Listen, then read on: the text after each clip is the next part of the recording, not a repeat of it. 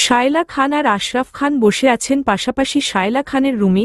উনারা শিশিরের ওই পেপারসগুলোতে সাইন করেননি। এভাবে উনারা কি করে নিজেদের রক্তের বন্ধন ভেঙে দিতে চাইবেন? শায়লা খান তো কেঁদে নিয়ে একাকার। না, আমি আমার দাদুভাইকে এভাবে হাতছাড়া করতে পারি না। আমি ওকে ফিরিয়ে আনবই, এখন সেটা যে করেই হোক। আপনাকে কিছু করতে হবে না মা, এবার যা করার আমিই করব। যত নষ্টের গোড়া ওই মেয়েটি, এবার যে এই গোড়া উপড়ে ফেলতেই হবে।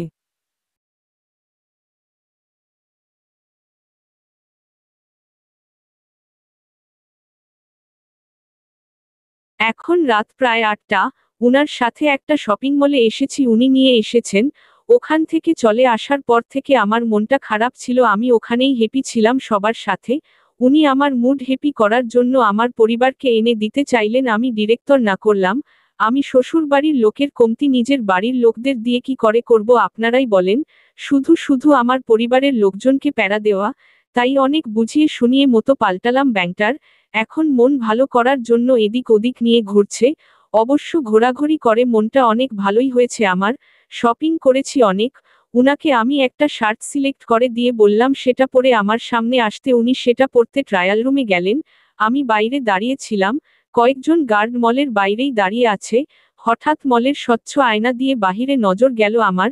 দেখতে পেলাম একটি মহিলা ভিক্ষে করছে, আর সেই মহিলাটি আর কেউ নয়, সেই দিনের সেই মহিলাটি। আমি আর দুদিক না ভেবে চলতে লাগলাম বাইরের দিকে। গার্ডেরা হয়তো আমায় বের হতে দেখেনি। আমি আসলাম মহিলাটির সামনে। মহিলাটি আমায় বলল, মারে আজ দুদিন ধরে ঠিকমতো খাইনি, কিছু দিয়ে যাও মা। মহিলাটি সেই দিনের মহিলাই। উনাকে দেখে আর উনার কথা শুনে উনাকে জন্মগত গরিব মনে হলো না আমার, বরং যথেষ্ট শিক্ষিত আর ভদ্র পরিবারের মনে হলো। আমি উনাকে ৫০০ টাকা দিলাম আর বললাম, মা আপনাকে একটা কথা জিজ্ঞেস করি, বলবেন? জি বলো মা। উনি হাসি মুখে কথাটি বললেন। তারপর আমি জিজ্ঞেস করলাম, আপনি কি SRK, মানে বিশিষ্ট বিজনেসম্যান শিশির রায়হান খানকে চিনেন? উনার সাথে কি আপনার কোনো সম্পর্ক আছে? কথাটা বলতেই মহিলাটি কেমন জানি হকচকিয়ে উঠল আর কাপা কণ্ঠে বলল, আমি কেন চিনব উনাকে? কে উনি? আমি চিনি না। আর আমার সাথেই বা উনার কি সম্পর্ক হবে? কোনো সম্পর্ক নেই। আমি উনাকে চিনি না, আমি বরং চলি। কথাটা বলে মহিলাটি চোরের মতো পালাতে লাগল। আমিও কিছু না ভেবে উনার পিছন ছুটতে লাগলাম। উনাকে বারবার বলছি দাঁড়াতে। উনি আমার ডাক যেন শুনেও না শোনার ভান করে আছেন। আমার সন্দেহ আস্তে আস্তে যেন আরও বেড়ে উঠছে। উনার সাথে নিশ্চয়ই মি খানের কোনো সম্পর্ক আছে, নয়তো মহিলাটি এমন বিহেভ করবে কেন? সেদিনও মি খানকে দেখে এভাবে চোরের মতোই পালিয়ে গেল। তাছাড়া ওই অ্যালবামের মহিলাটির চেহারা এই মহিলার মতোই তো। আজকে আমাকে এ সকল প্রশ্নের উত্তর জানতেই হবে, এই মনোভাব নিয়েই ছুটছি মহিলাটির পিছনে। শিশির শার্টটা পরে হাসি মুখে বাহিরে আসতেই ক্ষণিকে ওর মুখের হাসি উদাও হয়ে যায়। চেহারায় দেখা দিল একরাশ দুশ্চিন্তা। কোহিনূর বলে বলে ছুটতে শুরু করল চারিদিক। কোহিনূরের ফোনটা ভুলবশত শিশিরের কাছে রয়ে গেছে। শিশির ওকে ভিতরে খুঁজে না পেয়ে বাইরের দিকে দৌড়াতে শুরু করে। ওর গার্ডেরাও ওর সাথে আছে। ওরা ভালো করেই জানে আজ কোহিনূরকে খুঁজে না পেলে ওদের কারোই প্রাণের শেষ রক্ষা হবে না। শিশির ছুটতে ছুটতে অবশেষে দেখতে পেল ওর কোহিনূরকে। শিশির তখনকার অবস্থা বুঝতে পেরে কোহিনূর বলে বলে ওর দিকে দৌড়াতে শুরু করল। আমার ধ্যান শুধু মহিলাটির দিকে ছিল। মহিলাটি ক্ষণিকে কোথায় যেন হারিয়ে গেল। আমি কিছুই বুঝতে পারলাম না, শুধু উনাকে খুঁজছি। রাস্তাটা অনেক ফাঁকা ছিল, তাই আমি তেমন গাড়ি ঘোড়ার চিন্তা না করে আপন মনেই মহিলাটির খোঁজ করছিলাম। তখনই মি খানের ডাক শুনতে পেলাম পিছনের দিকে। উনি কোহিনূর বলে বলে চিৎকার করে আমার দিকে আসছিলেন ছুটতে ছুটতে, আর বারবার বলছিলেন সরে যাও কোহিনূর। উনার কথার প্রেক্ষাপটে আমি পিছনে মাথা ঘুরিয়ে তাকাতেই দেখলাম একটা গাড়ি আসছে আমার পানে প্রবল বেগে। আমি মোটেও রাস্তার মধ্যখানে ছিলাম না, তখন রাস্তার এক প্রান্তেই ছিলাম, অনেকটা রাস্তার ঘা ঘেঁষে, কিন্তু গাড়িটা যাওয়ার জন্য যেন এত বড় রাস্তা দেখছিল না, আমার দিকেই প্রবল বেগে আসছিল, যেন আমাকেই মারতে এসেছে। আমি তৎক্ষণাৎ নিজের প্রাণ বাঁচাতে সরে যেতে নিলেও পারলাম না, অনেক জোরে আঘাত করলেও গাড়িটা আমায়। আমি ছিটকে গিয়ে পড়লাম রাস্তার অপর পাশে। কানে ভেসে আসলো মি খানের কোহিনূর বলে বুক ছেঁড়া আর্তনাদ। আমি আর বেশিক্ষণ তাকিয়ে থাকতে পারছি না, হাত পা অবশ হয়ে এসেছে আমার, চোখ দিয়েও ভালো করে তাকাতে পারছি না, চোখের সামনে ফুটে উঠছে মি খানের ব্যথার্থ মুখখানা। অনুভব করতে পারছি উনি আমায় জড়িয়ে ধরে পাগলের মতো এটা ওটা বলছেন, কান্না করছেন। আমি আর বেশিক্ষণ কিছুই অনুভব করতে পারলাম না, না দেখতে পেলাম আস্তে আস্তে ঘুমের রাজ্যে তলিয়ে গেলাম। একটা গাড়ি এসে নূরকে ধাক্কা দিয়ে ফেলে চলে গেল। শিশিরের চোখের সামনেই এসে ছিটকে পড়ল নিজের প্রিয়তমার রক্তাক্ত শরীর। শিশির কোহিনূর বলে বুক ছেঁড়া আর্তনাদ দিয়ে গিয়ে ঝাপটে ধরল নূরকে, আর পাগলের মতো ওর হালে হাত দিয়ে বলতে লাগল, কোহিনূর, কথা বলো কোহিনূর, এই যে তোমার মি খান, তোমার মি খান তোমায় কিছু হতে দেবে না কোহিনূর, কথা বলো আমার সাথে, তাকাও আমার দিকে। নূর কিছু বলার আগেই জ্ঞান হারালো। শিশির নূরকে বুকে জড়িয়ে কোহিনূর বলে চিৎকার করে উঠল। রোদেলা বসেছিল ছাদের দোলনায়, তখনই আকাশ এসে বসল ওর পাশে। রোদেলা আকাশকে দেখে উঠে চলে যেতে নিলে আকাশ খপ করে ধরে নিল ওর হাতে। রোদেলা খিটখিটে মেজাজে আকাশের ধরে থাকা ওর হাতের সেই স্থানের দিকে তাকালেও পরক্ষণেই ওর মনটা খচ করে উঠে আকাশের হাতের অবস্থা দেখে। হাতটায় অনেকখানি কেটে আছে, কিন্তু কোনো ওষুধ লাগানো হয়নি দেখেই বোঝা যাচ্ছে। রোদেলা স্বাভাবিকভাবেই জিজ্ঞেস করল, হাতে কি হয়েছে ভাইয়া? আঘাত পেয়েছি অনেক, ব্যথা হচ্ছে, কষ্ট হচ্ছে না বুঝি তোর আমার জন্য? তোমার জন্য আমার কষ্ট বা দরদ হতে যাবে কেন ভাইয়া? তোমার হয়ে দরদ দেখানোর জন্য তো রিয়া আছে, যে অনেক মেচোয়ার, একদম পারফেক্ট তোমার জন্য। তবে কেন দরদ আমার হবে? তোমার জন্য উনার দরদ হওয়াটাই যুক্তিযুক্ত বলে আমার মনে হয় ভাইয়া। কথাটা বলে রোদেলা যেতে নিলে ওখানে পড়ে থাকা একটা কাচের টুকরোয় পা পড়ে রোদেলার, যাতে ওর পায়ে কাচটা ঢুকে যায়। রোদেলা ব্যথায় কুকড়ে উঠলে আকাশ ছুটে যায় ওর পাশে, ওকে ধরবে। ঠিক সেই সময় আকাশকে নিজের কাছে আসতে আটকায় রোদেলা, ওর ঠিক বুকে হাত দিয়ে ওকে ঠেলে নিজের থেকে দূর করে আর বলে, স্টে এওয়ে ড। আকাশ হায়দার, আমি একাই নিজেকে সামলাতে জানি, আমার কারোই দরকার নেই নিজের জীবনে, বিশেষ করে আপনার কোনো দরকার নেই। কথাটা বলে রোদেলা ল্যাংচি দিয়ে দিয়ে রুমে চলে যায়। রুমে গিয়ে অনেক কষ্টে পায়ের কাজটা বের করল রোদেলা, তারপর কোনোরকম রক্ত পড়া বন্ধ করে ঘুমিয়ে পড়ল। ঘুমের মধ্যে রোদেলা অনুভব করতে পারল কারো স্পর্শ। হকচকিয়ে ঘুম থেকে উঠে পড়ল রোদেলা, দেখতে পেল মলম হতে ওর পায়ের কাছে বসে আছে আকাশ।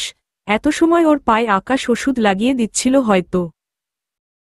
তুমি এখানে কি করছো আকাশ ভাইয়া? এমনিতেই একটু ওষুধ লাগাতে এসেছিলাম তোর পায়ে। তা আমার জন্য এত দরদ কেন হচ্ছে জানতে পারি? জানি না, কিন্তু তোর পা কেটেছে, তাও অনেকখানি, আর আমি জানি তুই কতটা কেয়ারলেস, ওষুধ তো লাগাবিই না খেয়াল করে, তাই নিজে আসলাম ওষুধ লাগাতে। ওহ, থ্যাঙ্কস, আমার এত কেয়ার করার জন্য তোমার কাছে আমি চিরঋণী হয়ে থাকব।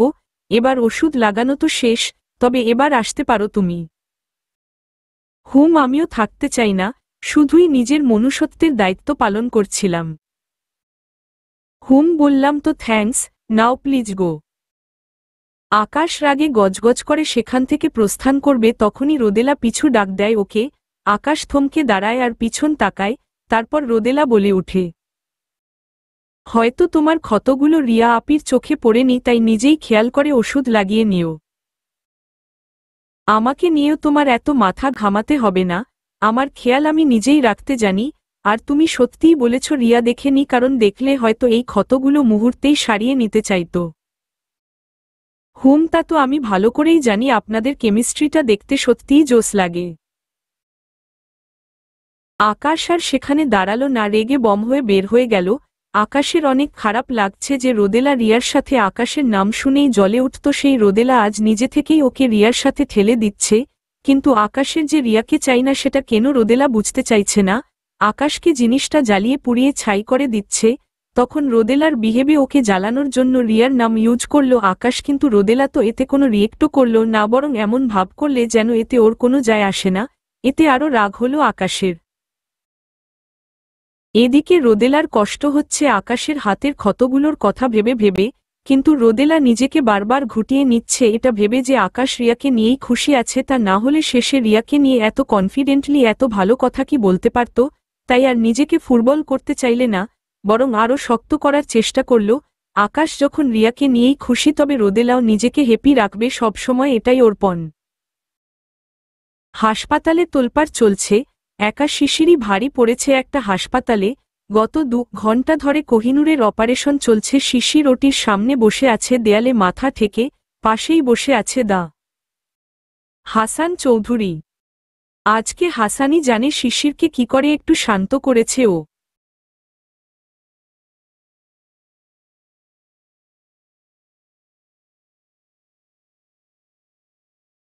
হাসান শিশিরের ছোটবেলার বন্ধু, শিশিরের মায়ের বান্ধবীর ছেলে হাসান। আকাশ, শিশির, হাসান ছোটবেলায় একসাথে পড়েছে। তিনজনই বেস্ট ফ্রেন্ড ছিল আর এখনো আছে। তখন নূরকে কোলে নিয়ে পাগলের মতো হাসপাতালে প্রবেশ করে শিশির। ডাক্তারেরা নূরকে ওটিতে নিয়ে যেতে চাইলে শিশিরও ওর কোহিনূরের সাথে যাওয়ার জেদ ধরে। ও নাকি ওর কোহিনূরকে একা ছাড়বে না, ওর কোহিনূর ওকে ছেড়ে চলে যাবে। ডাক্তারেরা ওকে নিতে না চাইলে ওখানেই ডাক্তারদের মারতে শুরু করে। হাসান অনেক কষ্টে ওকে বুঝাতে সক্ষম হয় যে অপারেশনের সময় বাইরের লোক ভিতরে গেলে রোগীরই সমস্যা হওয়ার সম্ভাবনা থাকে। ওর কোহিনূরের ক্ষতি হবে ভেবে আর ভিতরে গেল না। বারবার ওটির দরজায় লাথি দিচ্ছে, চিৎকার দিচ্ছে ওর কোহিনূরকে তাড়াতাড়ি ঠিক করে বাইরে নিয়ে আসার জন্য। হাসপাতালের সকল মানুষ, অনেক রোগীসহ সেখানে ভিড় জমা করেছে শুধু শিশিরের কাণ্ডে। শিশির চিৎকার করে করে বলছে, আল্লাহ, আমার কোহিনূরকে ফিরিয়ে দাও, নইলে আমাকে ওর সাথে করে নিয়ে যাও। অনেক চেঁচামেচি করে এখন শান্ত হয়ে বসেছে, একটু দেয়ালে ঠাস দিয়ে উপরের দিকে মুখ করে, চোখ বেয়ে জল বইছে বাধাহীন হয়ে। হাসান পাশে বসে ওর কাঁধে হাত রাখল। শিশির এবার শান্ত স্বরেই বলল, আমার কোহিনূর বাঁচবে তো হাসান? ওকে ছাড়া যে আমার বাঁচা দায়। ওর কিছু হয়ে গেলে আমি মরে যাব রে হাসান। এবার শিশির হাসানের দিকে তাকালো আর পাগলের মতো বলতে লাগল, জানিস আমার নূরের না অনেক আঘাত লেগেছে, অনেক ব্যথা পেয়েছে ও। আমার কোহিনূর না আমাকে এই যে আমার পরনে যে শার্টটা দেখছি সেটা সিলেক্ট করে দিয়েছিল পরব বলে। ও কত খুশি ছিল আমার সাথে, কিন্তু ওই গাড়িটা তখন আমার কোহিনূরকে ওভাবে আঘাত করল। দেখ না এখন আমার কোহিনূর আমার সাথে কথা বলছে না। আমার কোহিনূর কিরকম শান্ত হয়ে পড়েছিল তুই দেখেছিস? আমার কোহিনূর মোটেও শান্ত না, ও অনেক কথা বলে, অনেক দুষ্টুমি করে, তবে আজকে কেন আমার সাথে কথা বলছে না? বল না আমার কোহিনূর কথা বলবে আমার সাথে, বল না আমার কোহিনূর আমাকে ছেড়ে যাবে না। তোর কোহিনূরের কিছুই হবে না শিশির, প্লিজ একটু শান্ত হো, তোর কোহিনূর একদম ঠিক হয়ে যাবে। শিশিরের অবস্থা দেখে হাসানেরও চোখে জল খেলা করছে। সেখানে উপস্থিত সবাই শিশিরের এমন অবস্থা দেখে নিজেদের চোখের পানি আটকে রাখতে পারছে না।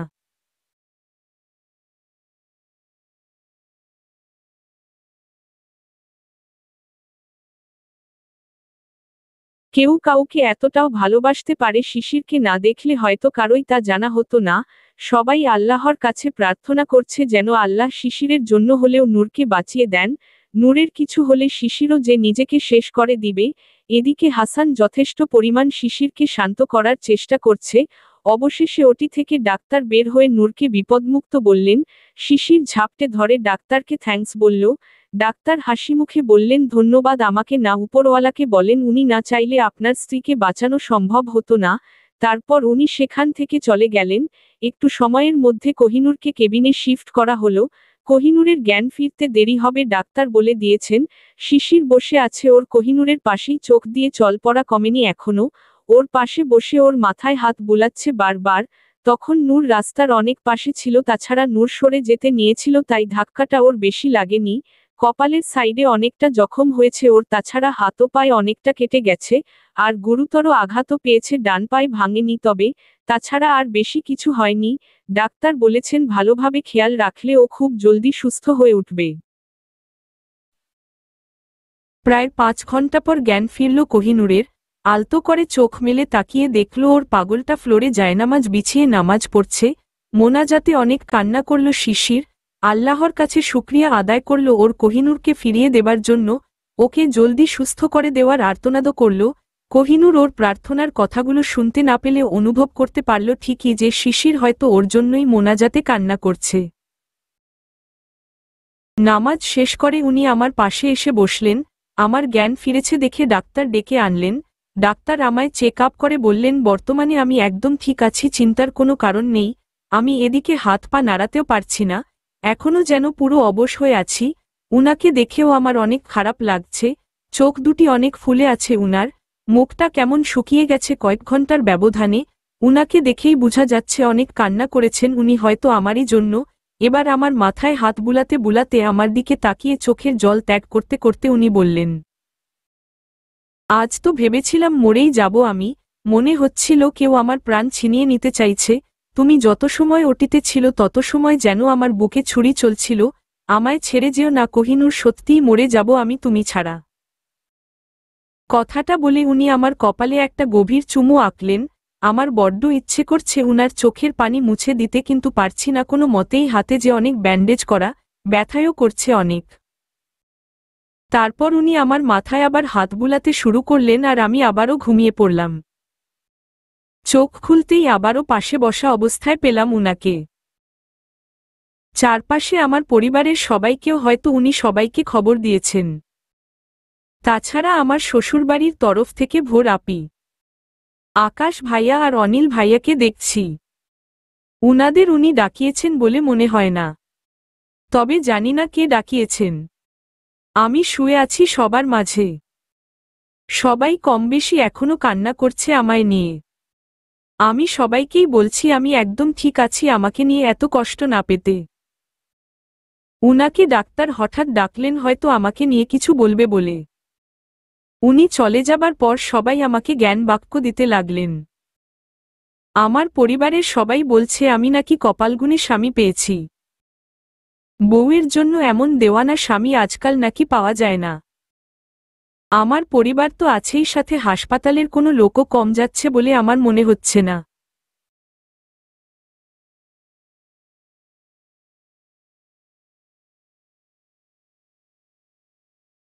একটু পর পর কেউ না কেউ আমাকে দেখতে আসছে আর বলছে উনি নাকি আমায় নিয়ে রাতে অনেক পাগলামি করেছেন, উনাকে কখনো ছেড়ে না যেতে, এমনটা হলে নাকি উনাকে বাঁচানোও যাবে না। সবার এই একই কথা। আমার কাছে এখন নিজেকে সেলিব্রিটি হিরোইন মনে হচ্ছে আর উনাকে আমার সাইকো হিরো। যে হারে লোক আমাকে দেখতে আসছে আর সাথে আমার স্বামীর পাগলামির লিস্ট বলে যাচ্ছে আমায়। সবাই আমাকে এক নামেই ডাকছে কোহিনূর। কেমনটা লাগে বলুন তো? সাধারণ এক্সিডেন্ট হয়েছিল আমার, এতে এত পাগলামি করার কি ছিল হে? লোক তো লোক, নার্সগুলোও পাগল করে তুলছে। সবার একই কথা, এমন স্বামী কপালগুনে মিলে। লোকটার পাগলামি তো আর এরা সহ্য করে না সারাদিন, তাই এসব বলাটা স্বাভাবিক সবার জন্য। হু হো, সারাটা দিন আমার এভাবেই উনার তারিফ শুনতে শুনতে গেল। আমার কাছে ওই নার্সগুলো থেকে দক্ষ উনাকেই মনে হচ্ছে সারাদিন ধরে আমার কি খেয়াল করছে। আমার তো মনে হয় উনিও এককালে নার্স ছিলেন, হা হা হু হু। কিন্তু নার্সগুলোকে দেখে আমার অনেক রাগ হচ্ছে, যখনই আসছে উনার দিকে এমনভাবে তাকাচ্ছে যেন ওরা কখনো আর সুন্দর হ্যান্ডসাম ছেলে দেখেনি। কেমনটা লাগে বলুন তো এভাবে কেউ নিজের স্বামীর দিকে তাকিয়ে থাকলে?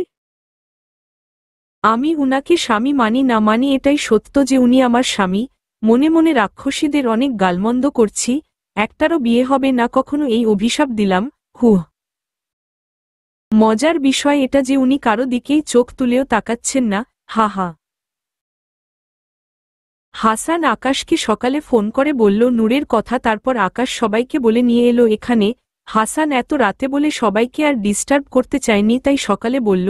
শিশির কারো দিকেই তাকালো না, ওদের তো নূরের সাথেও দেখা করতে দিত না, কিন্তু ডাক্তার বলেছেন নূরের সামনে কোনো চিৎকার চেঁচামেচি না করতে, ওকে যথেষ্ট পরিমাণ হাসিখুশি আর চিন্তামুক্ত রাখতে, তাই শিশির আর কোনো আতঙ্ক সৃষ্টি করল না তখন। তাছাড়া এখানে উপস্থিত কেউই ভোরের ক্ষতি চায় বলে মনে হল না শিশিরের। শুধু রুশানা খান, রোদেলা আর অভ্রকে নূরের সাথে দেখা করতে বারণ করল শিশির। গার্ডগুলোকে অনেক মেরেছে শিশির। তারপর সবার দিকে বন্দুক তাক করলে সবাই নিজেদের প্রাণের শেষ ভিক্ষা হিসেবে আরও একটা চান্স চাইল।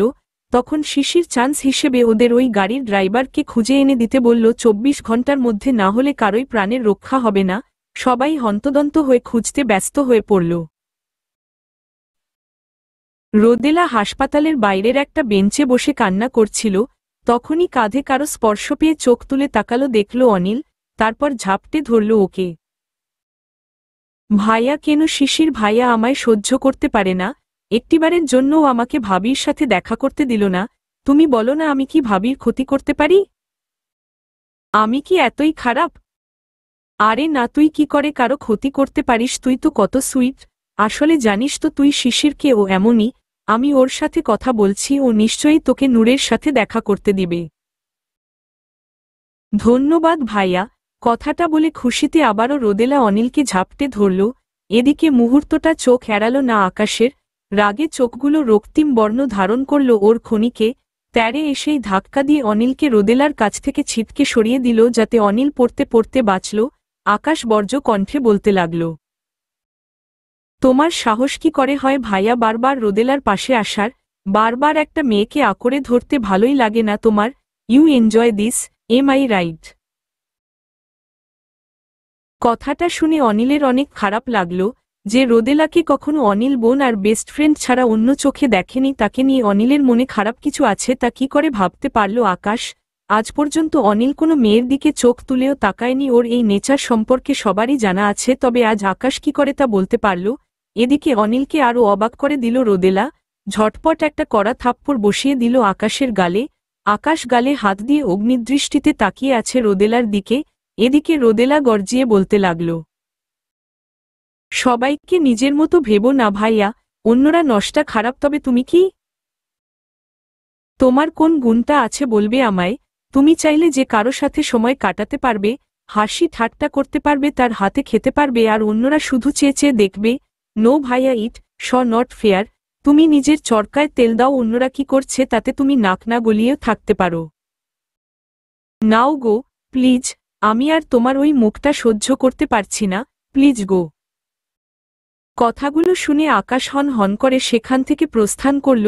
অনিল শান্ত স্বরেই বলল, তুই এটা ঠিক করিস নি রোদেলা। আকাশকে এভাবে মারা তোর ঠিক হয়নি। যতই হোক ও বয়সে তোর বড়।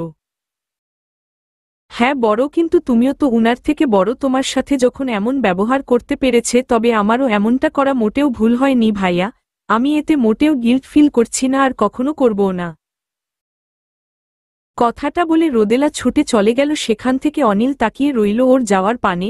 রোদেলা আর আকাশের ব্যাপারটা যে অনিল ভালো করেই জানে, রোদেলা নিজেই বলেছে। হঠাৎ একটা ফোন আসলে, উনি হন হন করে কোথাও বেরিয়ে গেলেন, তবে যাওয়ার আগে আমার রুমের বাইরে অজস্র গার্ড রেখে গেলেন, আর নার্সগুলো তো আছেই। উনি যাওয়ার আগে আমায় আদর করে খাইয়ে গেলেন। খেয়ে দিয়ে আমার খুব ঘুম পেল, আমি ঘুমিয়েই পড়লাম। নূর ঘুমিয়ে পড়ল। তারপর প্রায় মধ্যরাতে কেউ একজন নার্সের বেশে নূরের কেবিনে প্রবেশ করল। ওর পাশে বসে ওর মাথায় হাত বুলাল। নূর কারো উপস্থিতি অনুভব করতে পেরে চোখ খুলে তাকালো, দেখল ওর ঠিক সামনে কেউ একজন বসে আছেন নার্সের বেশে। উনাকে দেখে নূরের চিনতে মোটেও অসুবিধে হল না। এদিকে শিশিরের গার্ডগুলো অনেক খোঁজ করে সেই গাড়িচালককে খুঁজে বের করেছে। তারপর সাথে সাথেই শিশিরকে ফোন করেছে। শিশির খবরটা শুনেই হনহনিয়ে বের হয়ে গেছিল। তারপর গিয়ে ওই লোকটাকে অনেক মারল। লোকটা যখন বুঝতে পারল যে শিশির ওকে প্রাণেই মেরে ফেলবে, তখন নিজের প্রাণ বাঁচানোর সুবিধার্থে আসল অপরাধীর নাম বলে দিল। নামটা শুনে শিশির আর নিজের জায়গায় দমে থাকতে পারল না। রিভলভার হাতে ছুটে গেল কোথাও। আশরাফ খান ল্যাপটপে বসে কিছু কাজ করছিলেন, তখনই উনি মাথায় রিভলভার তাক করা অনুভব করলেন। মাথা তুলে তাকিয়ে দেখলেন উনার নিজেরই সন্তান উনার মাথায় বন্দুক তাক করে আছে। শিশির, তুমি এখানে, আর আমার মাথায় বন্দুক কেন তাক করেছ? ইনোসেন্ট সাজার ডং করবেন না মি। আশরাফ রায়হান খান, সেই 21 বছর আগেও আপনি এমন ডং করে আমার মাকে আমার কাছ থেকে দূর করে দিয়েছিলেন, আর আজ আমার কোহিনূরকেও আমার কাছ থেকে কেড়ে নিতে চাইছেন। বাট আমি তা হতে দিব না। আপনি আর আমার কাছ থেকে কখনোই আমার প্রিয় জিনিস কেড়ে নিতে পারবেন না, কখনোই না। কথাটা বলে শিশির রিভলভারটা চালিয়ে দিবে, তখনই শায়লা খান এসে শিশিরের হাতটা সরিয়ে দিলে গুলিটা অন্যদিকে চলে যায়। তারপর শায়লা খান বলতে শুরু করেন, জানি না কোহিনূরের সাথে আশরাফ কিছু করিয়েছে কি না, তবে করিয়ে থাকলেও সেটাতে তোমার ভালোটা ভেবে করিয়েছে হয়তো। সে তোমার বাবা কোনো জল্লাদ নয় যে নিজের বাচ্চার সাথে খারাপ করতে ভাববে না একবারও। আর ইউ সিরিয়াস দাদিজান? বাবা যদি আমার ভালোই চাইতো, তবে 21 বছর আগে ওভাবে আমার মাকে আমার কাছ থেকে দূর করে দিত না। আর আজ মানুষ ভাড়া করে আমার কোহিনূরকে গাড়ি চাপা দিয়ে মারতেও চাইতো না। তুমি কি এখনো বলবে যে এই লোকটা আমার ভালো চায়? না দাদিজান, একদম না। এই লোকটা শুধু আমার কাছ থেকে আমার সুখ কেড়ে নিতে চায়। এ লোকটার বেঁচে থাকার কোনো অধিকার নেই, এই লোকটাকে আমি মেরাই ফেলব। তুমি কাকে মারতে চাইছো দাদুভাই? তাকে যে শুধু তুমি কষ্ট পাবে বলে তোমার কাছ থেকে তোমার মায়ের আসল সত্য লুকিয়ে রেখেছে, কারণ আসল সত্যটা জানলে যে মাকে তুমি নিজের সর্বস্ব মনে করো সে মাকে তোমার মা বলতেও লজ্জা হবে। মানে তুমি কি বলতে চাইছো দাদিজান, আমার মায়ের আসল সত্য কি? এমন আসল সত্য যা শুনলে আমি আমার মাকে ঘৃণা করব? ক্লিয়ারলি বলো দাদিজান, আমার ঘুরানো প্যাঁচানো কথা ভালো লাগে না, তুমি তা ভালো করেই জানো। দাদিজান কিছু বলতে যাবে এর আগেই আশরাফ রায়হান উনার হাত ধরে নিলেন। শিশির রাগী দৃষ্টিতে তাকালো আশরাফ খানের ধরে রাখা শায়লা খানের সেই হাতের দিকে আর বলল, কি হয়েছে? কি লুকাচ্ছ তোমরা আমার কাছ থেকে? না, এটাও তোমাদের নতুন চাল আমার কাছ থেকে আমার খুশি কেড়ে নেওয়ার? বেশি কিছু তোমাকে আর বলতে চাই না দাদু ভাই, আর হয়তো বললেও তোমার বিশ্বাস হবে না। আশা করি সত্যটা তুমি একদিন নিজেই জানতে পারবে, আর তুমি চিন্তামুক্ত থাকতে পারো তোমার আর তোমার কোহিনূরের মধ্যে। আর আমরা আসতে যাব না, দয়া করে তুমি এখানে আর কোনো আতঙ্ক সৃষ্টি করো না। করছি না আর আতঙ্ক, তবে আমার দেওয়া ওই পেপারসগুলোতে সাইন করে দিও। আর হ্যাঁ, তোমার ছেলেকে বুঝিয়ে বলে দিও আমার কোহিনূরের যেন কোনো ক্ষতি করার চেষ্টা না করে, কারণ যদি আমার কোহিনূরের কিছু হয়ে যায় তবে আগে আমি সবাইকে মারব, তারপর নিজে মরব, কথাটা যেন মনে থাকে। শিশির আবার তুফান বেগে বেরিয়ে গেল সেখান থেকে। আশরাফ, তুই আমাকে আটকালি কেন? এভাবে আর কত? ওকে ওর মায়ের আসল সত্য জানতেই হবে আশরাফ। না মা, ও ওর মাকে অনেক ভালোবাসে আর আমিও। হ্যাঁ, দিলারা চলে গেছে, জানি না কোথায় আছে, কিন্তু যতটুকু জানি বিধাতা ওকে ওর শাস্তিটা দিয়েছেন, আর আমি চাই না ও আর শাস্তি পাক। শিশির ওর মায়ের সত্য জানে না, তাই মায়ের জন্য পাগল, কিন্তু যখন জানতে পারবে তখন ওকে ঘৃণা করবে, আর আমি চাই না শিশির দিলারাকে ঘৃণা করুক। ও যেমনটাই হয়ে থাক, ও আমার মনে এখনো সেই জায়গায় আছে যেখানে 21 বছর আগে ছিল, আর আমি চাই ও সেভাবে শিশিরের জীবনেও অমূল্য হয়ে থাকুক। মহিলাটিকে দেখে আমি অবাক হয়ে বললাম, আপনি? হ্যাঁ আমি। আপনি এখানে কি করছেন? আর তখন ওভাবে পালাচ্ছিলেন কেন? মহিলাটি মুখটা একপাশ করে চোখের পানি মুছল, তারপর আমার মাথায় হাত বুলালো আর আমার কপালে ভালোবাসাময় চুমু খেয়ে বলল, আমি যে অনেক খারাপ রে মা, কখনো কাউকে ভালো কিছু দিতে পারি না। দেখ না, আজ আমার জন্যই তোর এই হাল হলো, আমি যে সত্যিই অলক্ষণী।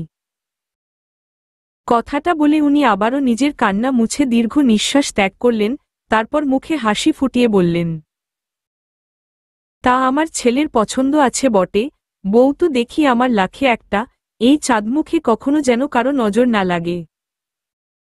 কথাটা শুনে একরকম বিষম খেলাম আমি, উনার ছেলে বউ তাও আমি, কিছুই বুঝতে পারছি না আমি, তাই জিজ্ঞেস করেই বসলাম, ছেলে বউ মানে? উনি আবার মুখে বিষণ্ণতা সৃষ্টি করে বললেন, তোর ওই কপালপুরো বোরটা আর কেউ নয় রে মা, আমারই গর্ভে লালিত আমার নারী ছেঁড়া ধন, যার কদর আমি সঠিক সময়ে করতে পারিনি, আর খোদা এখন আমাকে তার সাজা গুনে গুনেই দিচ্ছেন। আমি কিছুই বুঝতে পারছি না উনার কথার আগাগোড়া, কিছুটা বোঝার সুবিধার্থে আবার প্রশ্ন করব, তখন উনি বলে উঠলেন, আর কিছুই জিজ্ঞেস করিস না রে মা, আর কিছুই যে বলতে পারবে না তোর এই অভাগী মা, শুধু এটা জেনে রাখো আমি মা না মা নামের কলঙ্ক, আমি কখনোই নিজের পেটের সন্তাননের মর্ম দিতে পারিনি, না পেরেছি নিজেকে ভালোবাসার মানুষগুলোর অনুভূতির মর্ম দিতে, পাগল হয়ে মরীচিকার পিছন দৌড়াতে গিয়ে হাত বাড়িয়ে যে ধোঁকা, কষ্ট আর নিরাশা ছাড়া কিছুই পেলাম না রে মা। জানি না আমার ছেলে আমার আসল সত্য কি আদৌ জানে, তবে এক না একদিন তা জানবেই, তখন ও আমায় ঘৃণা করবে, আর আমি পারবো না ওর ঘৃণা নিয়ে ওর সামনে বেঁচে থাকতে, তাই ওর থেকে দূরে থাকাতেই ওর আর আমার দুজনের জন্যই ভালো। উনি আবারও দীর্ঘশ্বাস ফেললেন, তারপর হাসি মুখে বললেন, তবে আজ চলি রে মা, আমি যে এসেছিলাম তুই দয়া করে বলিস না তোর ওই পাগলটাকে, ও অনেক ভালোবাসে রে মা তোকে, শুধু একটু সত্য ভালোবাসার কাঙাল আমার ছেলেটা, পারলে এক মুঠো সত্য ভালোবাসা দান করিস ওকে, চলি রে মা, ভালো থাকিস। কথাটা বলে উনি চলে গেলেন আর এক মুহূর্তও থাকলেন না, আমি তাকিয়েই আছি উনার যাওয়ার পানে হাবার মতো। তখন শিশিরের মা লুকিয়ে গিয়েছিলেন ঝোপের আড়ালে, আর তখনই নূরের অ্যাক্সিডেন্ট হয়ে যায়, উনি ঝোপের আড়াল থেকে সব দেখতে পেলেন, উনার ছেলে কি করে পাগল হয়ে পড়েছিল নূরের জন্য, তারপর একটা গাড়ি দাঁড় করিয়ে ওদের পিছন ধরে জানতে পারেন নূর কোন হাসপাতালে আছে, আর তারপর ওখানে থাকা উনার এক পরিচিত নার্সকে অনেক মিনতি করে ওর ড্রেস পরে নূরের সাথে দেখা করতে আসলেন উনি। উনার বড্ড খারাপ লাগছিল যে নূরের আর নিজের ছেলের জন্য, তাই আজ 1 সপ্তাহ হয়ে গেল এতদিন হাসপাতালে ছিলাম, আর আমার বেস্ট নার্স হিসেবে ছিলেন আমার বর সাহেব। এর মধ্যে আমার রেজাল্টও বেরিয়েছিল আমি নাকি 4/25 পাইছি, শুনে মনটা খারাপ হয়ে গেল।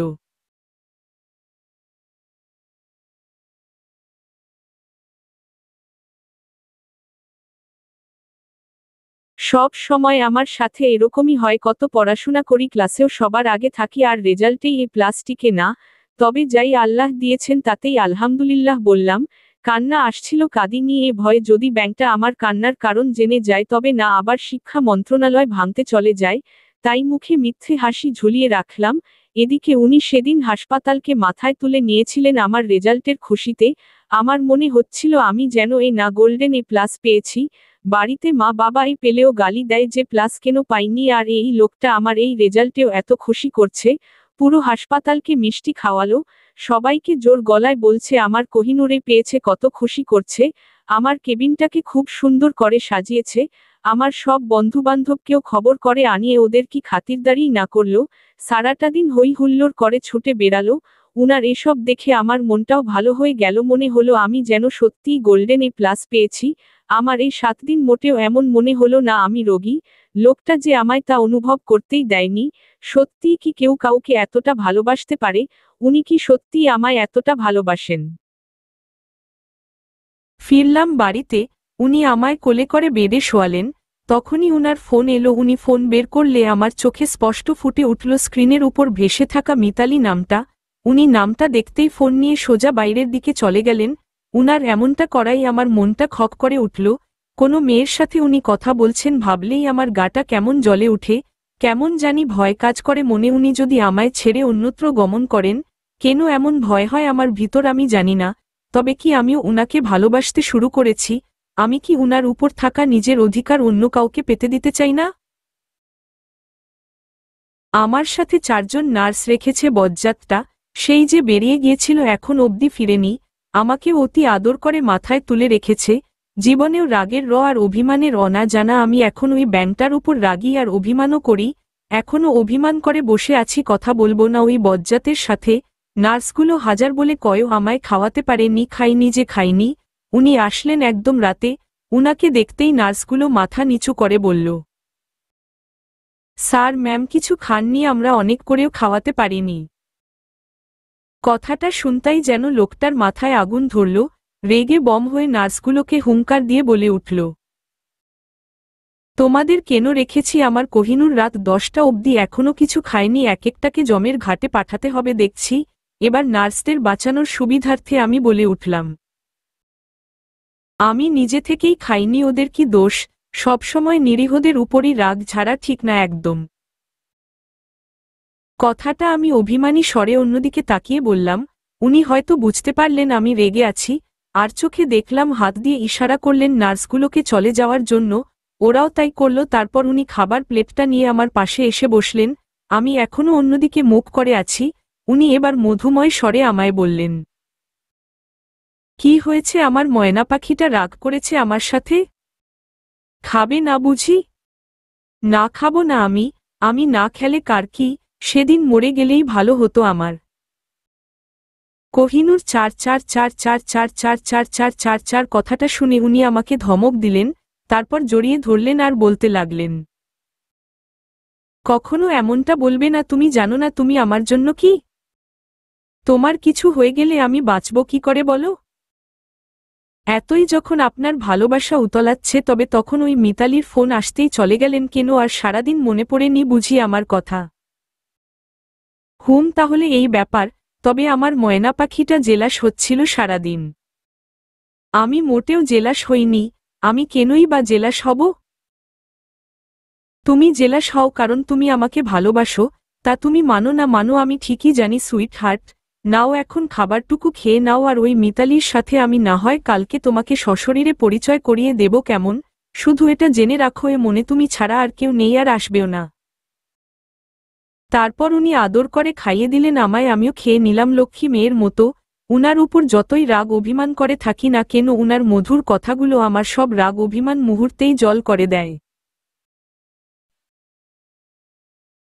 এক সপ্তাহ হলো রোদেলা আকাশের ধার কাছেও ঘেঁষেনি, নিজের মতোই আছে ও। এদিকে আকাশের ভিতর ঝড় বইছে। রোদেলার ওকে যথারীতি দেখেও না দেখার ভান করা একেবারেই মেনে নিতে পারছে না আকাশ। এদিকে রিয়ার সাথে কথা বলা যথারীতি বাদ দিয়ে দিয়েছে আকাশ। হাসপাতালে গেলে ভুলেও ওর সামনে পড়ে না কেন যেন সারাদিন ওর মস্তিষ্ক আর মনে রোদেলাই ঘোরাফেরা করে। কোনো মতেই ভুলে থাকতে পারে না রোদেলার স্মৃতি, রোদেলার পাগলের মতো ওর পিছন পড়ে থাকা, ওর জন্য এটা ওটা করা সবকিছুই আজ বারবার চোখের সামনে স্মৃতি হিসেবে এসে ওকে জ্বালাতন করে। আবারও যে পেতে চায় আকাশ সে ভালোবাসা, যে পাগলামিগুলো একদিন সহ্য করতে পারত না সে পাগলামিগুলো এখন মিস করছে আকাশ। এখন আকাশের হৃদয় আবারও চায় যে রোদেলা ওকে নিয়ে অধিকার দেখাক, ওকে নিয়ে পাগলামি করুক। তা কি আর আদৌ সম্ভব কে জানে। সেই মিতালি আর কেউ না, আমার কোচিং টিচার। উনার সাথে আরও 4 থেকে 5 জন শিক্ষিকাও আছেন। জীবনে শুনেছেন কেউ ভার্সিটির কোচিং লোক বাড়িতে করে? আমি অসুস্থ তাই বলে আমার লেখাপড়া গোল্লায় তো যেতে পারে না, এই কথার প্রেক্ষিতে অভিজ্ঞ কজন ম্যাডাম এনেছেন আমার জন্য। তাও স্যার আনেননি, ম্যাডাম এনেছেন। কোনো ছেলে উনার স্ত্রীকে কেন পড়াবে, এটাই কারণ উনার। এই ম্যাডামদের সাথেও পড়ালেখা ছাড়া অন্য আলাপ করতে বারণ করেছে আমায়। আমি নাকি ভর্তি পরীক্ষা পর্যন্ত উনাদের কাছে পড়ব সব বিষয়। কোচিংয়ের সব ব্যবস্থা এখন আমার ঘরেই, বলেন তো কেমন লাগে। এখন নিজের বেডে বসেই সারাদিন বইপত্র নিয়ে পড়ে থাকতে হয় আমায়। এভাবেই 1 মাস কেটে গেল। আমি এখন হাঁটতে পারি কিন্তু দৌড়াতে পারি না। ডাক্তারকে হাবার মতো জিজ্ঞেস করলাম দৌড়াতে আমার কতদিন লাগবে। উনি অনেক আত্মবিশ্বাসে বললেন যে অতি শীঘ্রই দৌড়াতেও পারব। আমার বর সাহেবের যে সেবা আমার প্রতি, আমি তো ভাবছি অতি জলদি উঠতেও পারব। হা হা হু হু। আমি এর মধ্যে অনেকবার উনাকে বুঝিয়েছি বাড়ি চলে যেতে, উনার একটা কথাই ওখানে যাওয়া ছাড়া আমি যা চাইব তাই দিবে আমায়। কেমনটা লাগে বলেন তো আপনারা। তারপরও প্রতিদিন একবার করে কথাটা স্মরণ করাই কোনো কাজ হয় না। এদিকে দাদিজান আর আমার শ্বশুরমশাই পড়ে ওই বাড়ির সবাই আমার সাথে দেখা করতে আসে প্রায় রোজ।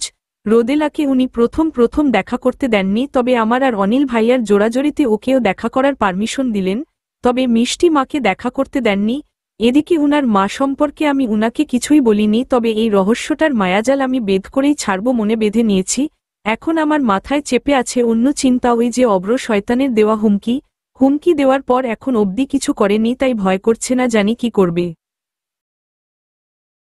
আজকে শুক্রবার, পড়ালেখার চাপ নেই, কি যে ভালো লাগছে আমার। উনি জুমার নামাজে গেছেন। শুনেছি আগে নামাজ কালাম পড়তেন না, কিন্তু আমি জীবনে আসার পর থেকেই নামাজ কালাম সব পড়েন। কুরআনও তেলাওয়াত করেন। তেলাওয়াতের কণ্ঠস্বরটা কিন্তু উনার অসাধারণ। আজকাল আমিও যেন উনার সব আচরণে ফিদা হয়ে পড়ছি, জানি না কেন, তবে সবকিছুই এখন উনার ভালো লাগে আমার। আমিও নামাজ পড়ে গার্ডদের চোখে ফাঁকি দিয়ে একা একটু বাইরে ঘুরতে বেরুলাম। অনেকদিন হলো তো একটু স্বাধীনভাবে হাঁটতে ইচ্ছে হলো আমার। উনাকেও একটু রাগাতে ইচ্ছে হলো। উনাকে রাগাতে আমার ভালোই লাগে। এখন আমি সব দুষ্টুমি উনার সাথেই করি। হু হু। বাড়ি এসে যখন দেখবে আমি নেই, পাগলের মতো বলবে আমার কোহিনূর কোথায় তুমি, তুমি ছাড়া বাঁচব না, এটা ওটা। হু হু। আমি হাঁটছিলাম মনের সুখে, তখনই আমার সামনে একটা কালো গাড়ি থামলো। আমি কিছু বুঝে ওঠার আগেই লোকগুলো আমায় জোর করে গাড়িতে তুলে নিল।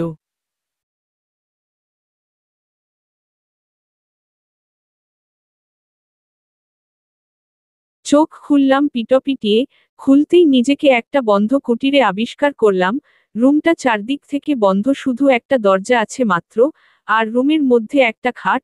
তাছাড়া এদিকে ওদিকে কয়েকটা ইট পাথরের টুকরো পড়ে আছে। মনে হলো এটা একটা পরিত্যক্ত গোডাউনের একটা বন্ধ রুম। বুঝে উঠতে পারছি না কে বা কারা নিয়ে এলো আমাকে এখানে। অনেক ভয় করছে আমার। বারবার মনে পড়ছে ওনার কথা। কোথায় উনি?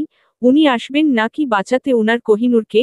আমি জানি উনি আসবেন, তবে উনি আসা পর্যন্ত আমিও তো আর হাতে হাত রেখে বসে থাকতে পারি না, তাই রুমের দরজাটা খুলে পালানোর চেষ্টা করছি, কিন্তু দরজাটা খুলছে না, বাহির থেকে বন্ধ, আর এই দরজা ছাড়া রুম থেকে বেরোনোর কোনো উপায় নেই।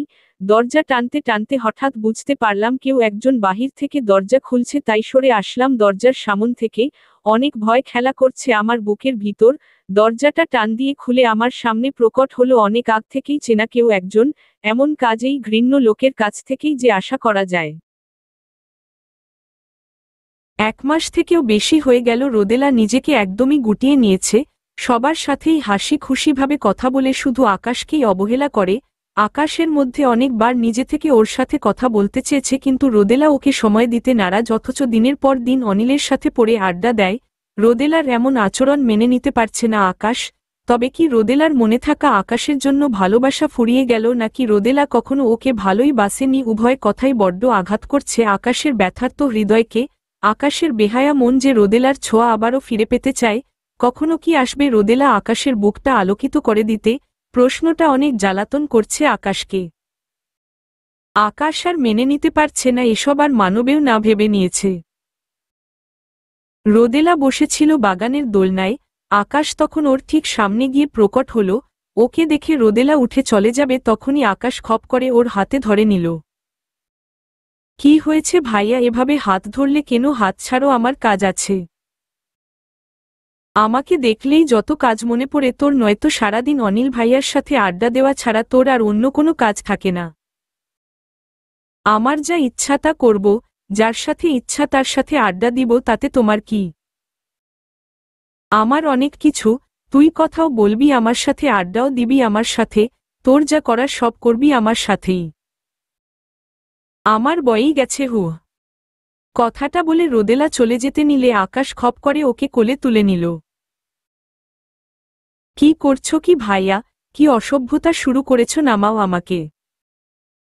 কোনো মহাপুরুষ বলেছিলেন সোজা আঙুলে ঘি না উঠলে আঙুল বাঁকাতে হয়, তাই আমিও আজকে সূত্রটা এপ্লাই করার ছোট্ট চেষ্টা করলাম আর কি। কথাটা বলে আকাশ রোদেলাকে নিয়ে হাঁটতে শুরু করল। রোদেলা নিজেকে ছাড়ানোর চেষ্টা করছে কিন্তু পারছে না। আকাশ ওকে কোলে করে নিয়ে গিয়ে গাড়িতে বসিয়ে দিল। রোদেলা নেমে যাওয়ার আগেই আকাশ ওপর পাশ দিয়ে ঝটফট এসে গাড়িতে বসল আর গাড়ি স্টার্ট করে দিল। এসব কি করছো ভাইয়া? কোথায় নিয়ে যাচ্ছ আমায়? থামাও গাড়ি, আমি তোমার সাথে কোথাও যাব না। তুই যাবি, তোর ঘাড়ও যাবে। দেখো ভাইয়া, গাড়ি থামাও নয়তো আমি লাফ দিব। ট্রাই করে দেখতেই পারিস। রোদেলা দরজা খোলার চেষ্টা করল, পারল না। রাগী লুকে তাকালো আকাশের দিকে, দেখল আকাশ বাঁকা হেসে ড্রাইভ করছে। বুঝতে পারল আকাশ গাড়ি লক করে দিয়েছে, জানালার কাচও বন্ধ করে দিয়েছে। রোদেলা রেগে গিয়ে আকাশকে কিলঘুষি মারতে লাগল। আকাশ এদিকে রোদেলার এমন অবস্থা দেখে হাসতে হাসতে নেই, হাসছে আর ড্রাইভ করছে। আন্ডারস্কোর কমা। লোকটা আর কেউ না, অব্র শয়তান। শয়তানটা কক্ষটাতে ঢুকেই দরজা আটকে দিল। এবার আমার ভয়ের মাত্রাটা চরম পর্যায়ে পৌঁছে গেছে। আপনি, তার মানে আপনি আমাকে কিডন্যাপ করেছেন? আমি নালক্ষীটি, আমার লোক, হা হা হা। আপনি জানেন না আপনি বাঘের মুখে হাত দিয়েছেন, মি খান আপনার হাড়গুড় একটাও রাখবে না। হা হা হা হা, 4 মি খান, তোমার ওই মি খান এখানে কখনোই আসতে পারবে না, আর যদিও নিজের ক্ষমতা বশত এখানের অ্যাড্রেস পেয়েও যায় তবে আর কি, এসেও তোমাকে তো আর আসতে পাবে না, পাবে শুধু তোমার নিথর দেহ, হা হা হা। কথাটা বলে অট্টহাসিতে ফেটে পড়ল লোকটা। তারপর শকুনের নজর আমার উপর অটল রেখে আমার দিকেই এগোতে লাগল। আমি ভয় পিছাচ্ছি আর চিৎকার করছি, মি খান বলে বলে। চিৎকার করো ময়না, মনের সুখে চিৎকার করো, এখানে কেউ তোমার চিৎকার শুনবে না, তোমার মি খানও না। বলেছিলাম না থাপ্পড়ের শোধ নিবে, আজ যে সে সময় এসে গেছে হট বেবি। সেই 4 বছর ধরে তোমার শরীরের লোভে আছি, আজ তা মন ভরে মেটাবো, তারপর আমার লোকদের দেব, ওরাও নিজেদের চাহিদা মিটিয়ে নিলে ক্ষতি হবে কি তাতে, হা হা হা হা। লোকটির কথাগুলো শুনে আমার অন্তর আতনা কেঁপে কেঁপে উঠছে। কোথায় আপনি মি খান? আপনি আসবেন না আপনার কোহিনূরকে বাঁচাতে? আল্লাহ আমাকে কোনো রাস্তা দেখান আল্লাহ। লোকটা আমার অনেক পাশে এসে গেছে, কি যে করি যাক। অবশেষে নজর গেল পাশে থাকা একটা ইটের বেশ বড় টুকরার দিকে। বেশ ওটা উঠিয়ে ঠাস করে দিলাম বজ্জাতটার মাথায় বাড়ি। তৎক্ষণাৎ লোকটা ফ্লোরে পড়ে কাতরাতে লাগলো, মাথা থেকে বেরিয়ে আসছে অনেক রক্ত। আমি সেই সুযোগে দরজা খুলে পালাতে লাগলাম। লোকটা চেঁচিয়ে বলতে লাগলো ওর লোকদের, মালটা পালিয়ে যাচ্ছে, ওকে কেউ আটকাও।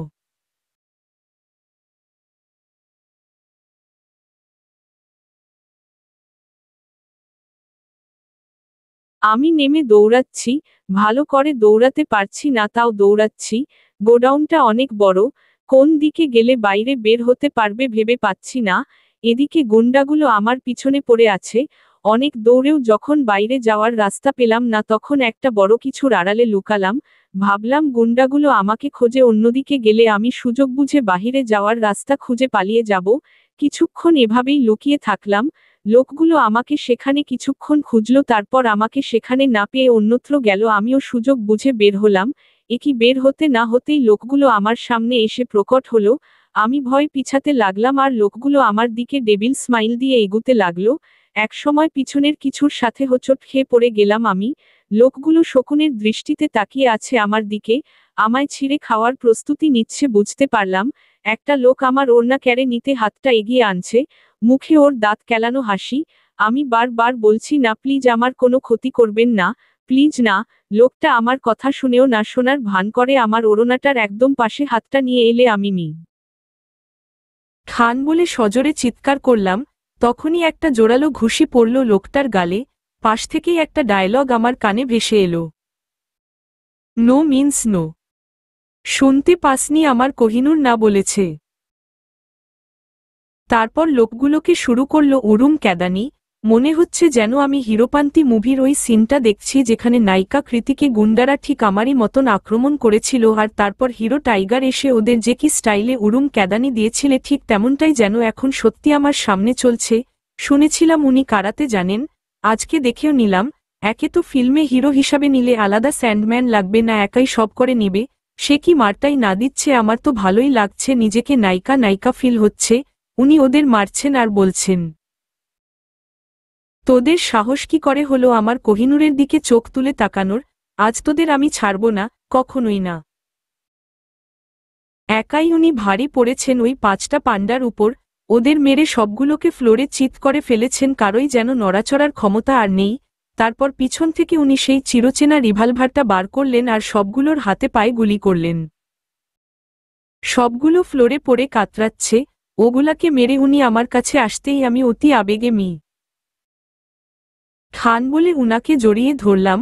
উনিও শক্ত করে জড়িয়ে ধরে আছেন আমাকে নিজের বুকের সাথে মিলিয়ে। তারপর এভাবে জড়িয়ে থাকা অবস্থায় উনি বললেন, আমি থাকতে তোমার কিছুই হবে না ময়না পাখি, তোমাকে যে হাত ছুঁতে আসবে সে হাত আমি উপড়ে ফেলব। কথাটা বলে উনি আমার কপালে চুমু কাটলেন, তারপর আমায় কোলে তুলে নিয়ে হাঁটতে লাগলেন। উনার গার্ডগুলো সামনেই দাঁড়িয়ে আছে, উনি ওদের উদ্দেশ্য করে বললেন, এদের এমন অবস্থা করো যাতে এরা কখনো বিয়ে করার এবং বাচ্চা জন্ম দেওয়ার যোগ্য না থাকে। গার্ডগুলো জবাবে সম্মানের সহিত বলল, ওকে স্যার। তারপর উনি আমায় কোলে করেই নিয়ে আসতে লাগলেন। কি আজব লোকরে বাবা, মানুষকে সাজা দেওয়ার নতুন নতুন পদ্ধতি খুঁজে বার করে। এত গার্ড সাথে ছিল, তবে একা গুন্ডাগুলোর সাথে লড়াই করার কি ছিল? হয়তো আমায় ইমপ্রেস করছিল হুহু। তবে লোকটা জানল কি করে যে লোকগুলো আমায় কোথায় নিয়ে এসেছে? প্রশ্নটা আমার মাথায় চড়ে বসল। উনি আমাকে বাড়ি নিয়ে আসলেন, তারপর ডাক্তার আনলেন 2-3 জন। ওরা আমাকে চেক আপ করে দেখল আমি ঠিক আছি কিনা। আমি তো অনেক দৌড়েছি, তাতে আমার কোনো ক্ষতি হলো নাকি এই ভয়? বলেন তো কেমনটা লাগে, আমি কেমন আছি আমাকেই জিজ্ঞেস করলে পারত। ডাক্তার আনার কি ছিল? আমার কোনো অসুবিধা করলে বা আমি অসুস্থ বোধ করলে তো আমি নিজেই বলতাম। সত্যিই আসতো পাগল। ডাক্তারেরা চলে যাবার পর আমি উনাকে জিজ্ঞেস করলাম, আমি কোথায় ছিলাম তা আপনি কি করে জানলেন? তুমি কি মনে করো ময়না পাখি আমি শুধুই এই বাড়িতে তোমার সামনে তোমার জন্য গার্ড রেখেছি? তবে তা নয়, আমি গোপনেও অনেক গার্ড রেখেছি তোমার উপর নজর রাখার জন্য। ওই যে তোমার পালানোর স্বভাব সম্পর্কে আমার ভালো করেই তো জানা আছে, তাই এই ব্যবস্থা করা। তুমি লুকিয়ে রাস্তায় বের হতেই খবরটা আমার কানে পৌঁছে গেছিল, তৎক্ষণাৎ লোকগুলো তোমাকে উঠিয়ে নিয়ে গেল। তারপর আমার লোক ওই গাড়ির পিছু করে অ্যাড্রেসটা আমায় পাঠায় আর আমি পৌঁছে যাই সেখানে। শয়তান লোকটা গোপনেও আমার পিছন লোক লাগিয়ে রেখেছে আর তা আমার জানাই ছিল না। যাক, তবে জিনিসটা কাজেই দিয়েছে। উনি সঠিক মুহূর্তে পৌঁছে না গেলে আজ আমার কত বড় সর্বনাশী না হয়ে যেত, ভাবলেই গায়ে কাটা দিচ্ছে আমার। এখন মনে এতটুকু বিশ্বাস তো আছেই, আল্লাহর রহমতে উনি আমার সাথে থাকতে কেউ আমার কোনো ক্ষতিই করতে পারবে না। এদিকে উনি আবার বললেন, এই কাজটা ওই লোকদের না, ওরা কারো কথায় এমনটা করেছে তা আমি ভালোই জানি। তোমার কি কারো সাথে কোনো শত্রুতা আছে কোহিনূর? আমার তো মনে হয় না তোমার মতো লক্ষ্মী মেয়ের কোনো শত্রু থাকতে পারে। হয়তো এই কাজটা আমারই কোনো শত্রুর কাজ, তবে সে যেই হোক আমি তা খুঁজে বের করবই। আমার কোহিনূরকে আমার কাছ থেকে কেড়ে নেওয়ার চেষ্টা করে সে যে কত বড় অপরাধ করেছে তাকে তো সেটা বুঝাতেই হবে। কথাটা শুনে আমি উনাকে কিছু বললাম না, কিন্তু মনে অনেক ভয় খেলা করতে শুরু করল। আমি যে মরে গেলেও অভ্রের নাম নিব না, কারণ আমি চাই না ঝুমা আপির মতো ভোর আপির সাথেও লোকটা এমন করুক। মনে পড়ল 4 বছর আগে ঘটে যাওয়া কিছু ঘটনা। আমি তখন জেএসসি এক্সাম দিয়েছিলাম। রেজাল্ট বের হবার আগে কয়েকদিনের ছুটি উপলক্ষে বেড়াতে গিয়েছিলাম আমার বড় ফুফির মেয়ে প্রীতি আপির বাড়িতে। আপির স্বামী মৌলভীবাজার জেলায় চাকরি করতেন, আপিও উনার সাথে সেখানেই থাকতেন।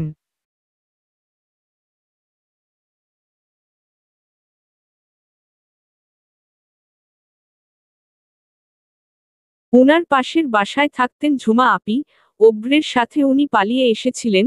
প্রথমে উনার মা বাবা উনাদের সম্পর্ক না মানলেও পরে নাকি ওদের সম্পর্ক মেনে নিয়েছিলেন। আমি যখন সেখানে গিয়েছিলাম তখন ওদের বিয়ের মাত্র 8 মাস চলছিল। প্রীতি আপির সাথে ঝুমা আপির অনেক ভালো সম্পর্ক ছিল।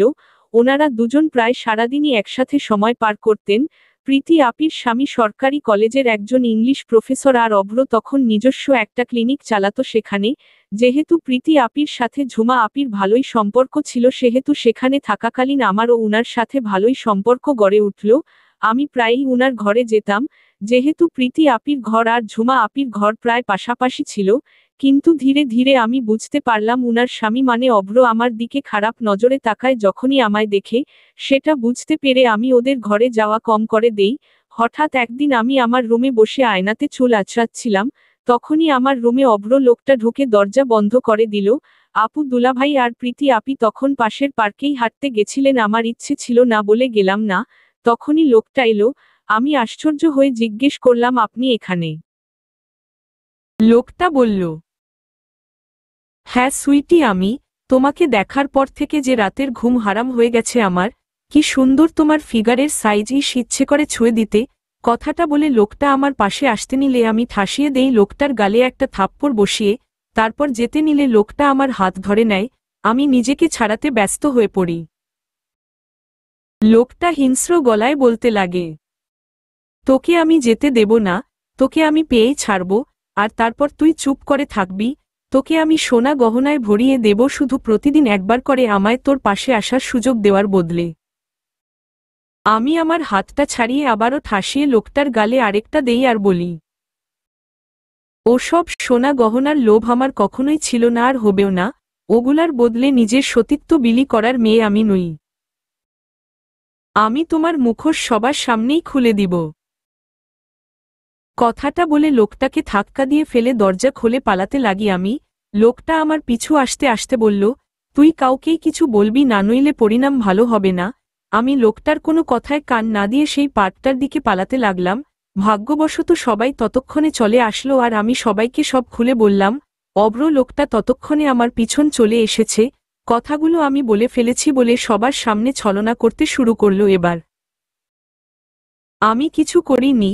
ওই মেয়েটা আমায় নিজের শরীরের লোভে ফেলার চেষ্টা করেছে, আর যখন আমি ওর কথায় সায় দিলাম না তখন আমাকে ফাঁসানোর জন্য এমনটা করছে। তবে তাই, এখনই সবকিছু পরিষ্কার হয়ে যাবে। কথাটা বলে আমি ঘরের দিকে দৌড়ালাম।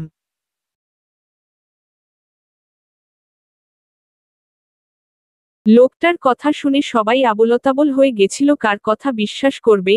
আমি এমন মেয়ে নই, ওরা তিনজন ভালোই জানে। আর লোকটাও যে এমনভাবে মুখোশ পরে থাকে কেউ এর আসল রূপ ধরতেই পারবে না। আমি তখন চুল আঁচড়ার ভান করে ভিডিও করছিলাম।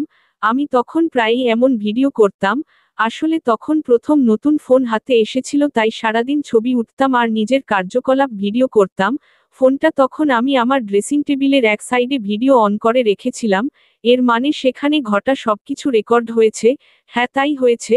আমি ছুটে গিয়ে ফোনটা নিয়ে আসলাম আর তারপর সবাইকে ভিডিও দেখাতেই সব সত্য সবার সামনে চলে আসলো। এরপর ঝুমা আপি লোকটাকে করা আরেকটা থাপ্পড় দিলেন আর ওনার জীবন থেকে চলে যেতে বললেন। লোকটা চলে গেল, কিন্তু যাওয়ার আগে বলে গেল ছাড়বে না কাউকেই। রাত্রে ঝুমা আপি আমাদের ঘরেই থাকলেন। উনি 4 মাসের অন্তঃসত্ত্বা ছিলেন। উনি অনেক কান্না করলেন সেদিন। উনার পরিবারের লোক আসতে অনেক দেরি হবে কারণ উনারা চট্টগ্রাম থাকেন, তাই রাতে তিনি আমাদের ঘরে ছিলেন।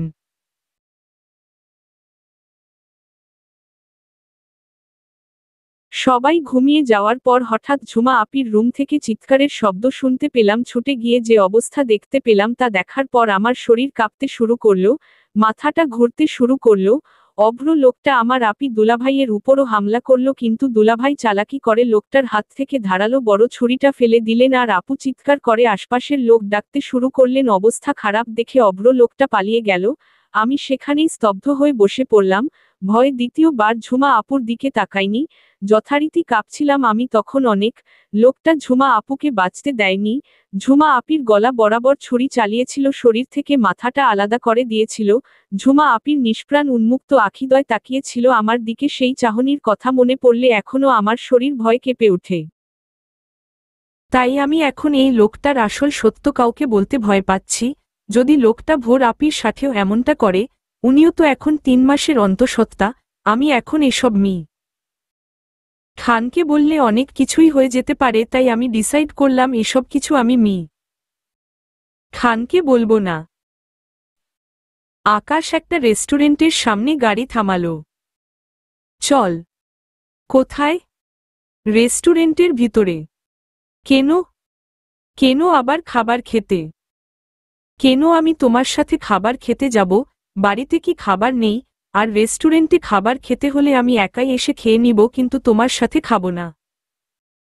কেন আমার গায়ে কি কাটা লেগে আছে যে আমার সাথে খাওয়া যাবে না? চুপচাপ চল, নয়তো আমি আবারও আগের মতো তোকে উঠিয়ে ভিতরে নিয়ে যাব, আর পাবলিক প্লেসে জিনিসটা খুব একটা ভালো দেখাবে না, বুঝতেই পারছিস। উফ, তুমি কেন এমনটা করছো ভাইয়া? আমি তোর সাথে কিছু গুরুত্বপূর্ণ কথা বলতে চাই, তাই প্লিজ চল। রোদেলা মুখে অনেক বিরক্তি নিয়ে গাড়ি থেকে নেমে ভিতরে চলে গেল। অনেকক্ষণ হয়ে গেল আকাশ রোদেলার পছন্দের সবকিছু অর্ডার করছে, এটা ওটা বলছে, কিন্তু শুধু ওকে কেন এখানে এনেছে সেটা বলতে চাইছে না। রোদেলার এতে অনেক বিরক্ত লাগছে। এবার রোদেলা মুখে ক্ষণিক বিরক্তি নিয়ে বলল, তুমি কি এখানে আমায় আজাইরা কথা শোনাতে এনেছো ভাইয়া?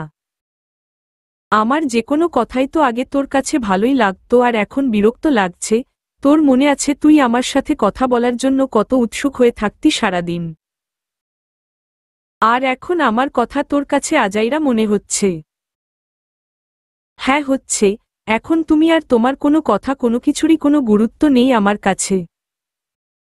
কথাটা শুনে আকাশ নিজের বুকে কিঞ্চিত ব্যথা অনুভব করল, দীর্ঘ একটা নিঃশ্বাস ত্যাগ করল, তারপর বলল, তবে শুন, আমি আসলে তোকে অনেক কিছু বলতে এখানে এনেছি। কোথা থেকে শুরু করব ভেবে পাচ্ছি না। আসলে আকাশ কথাটা শুরু করবে তখনই সেখানে আগমন ঘটল রিয়ার। আরে আকাশ, তুমি এখানে? কি হয়েছে তোমার? আজকাল আমার সাথে ভালো করে কথাই বলছো না।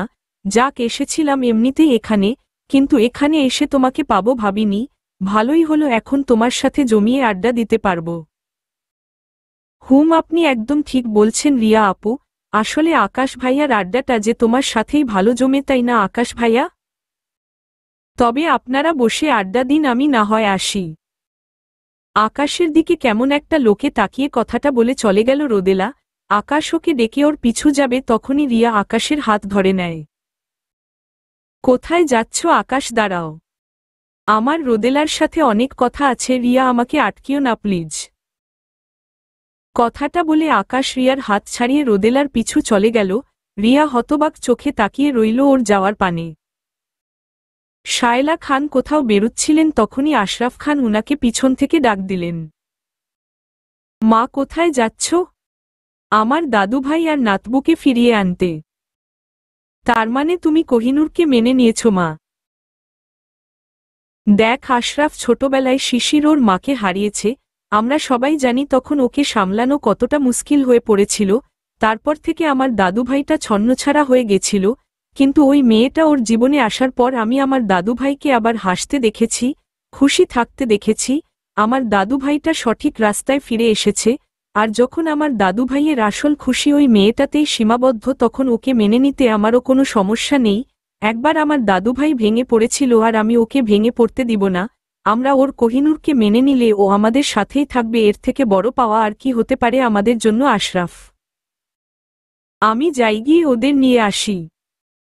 কথাটা বলে শায়লা খান যেতে নিলে আশরাফ খান গম্ভীর কণ্ঠে বলে উঠলেন, দাঁড়াও মা।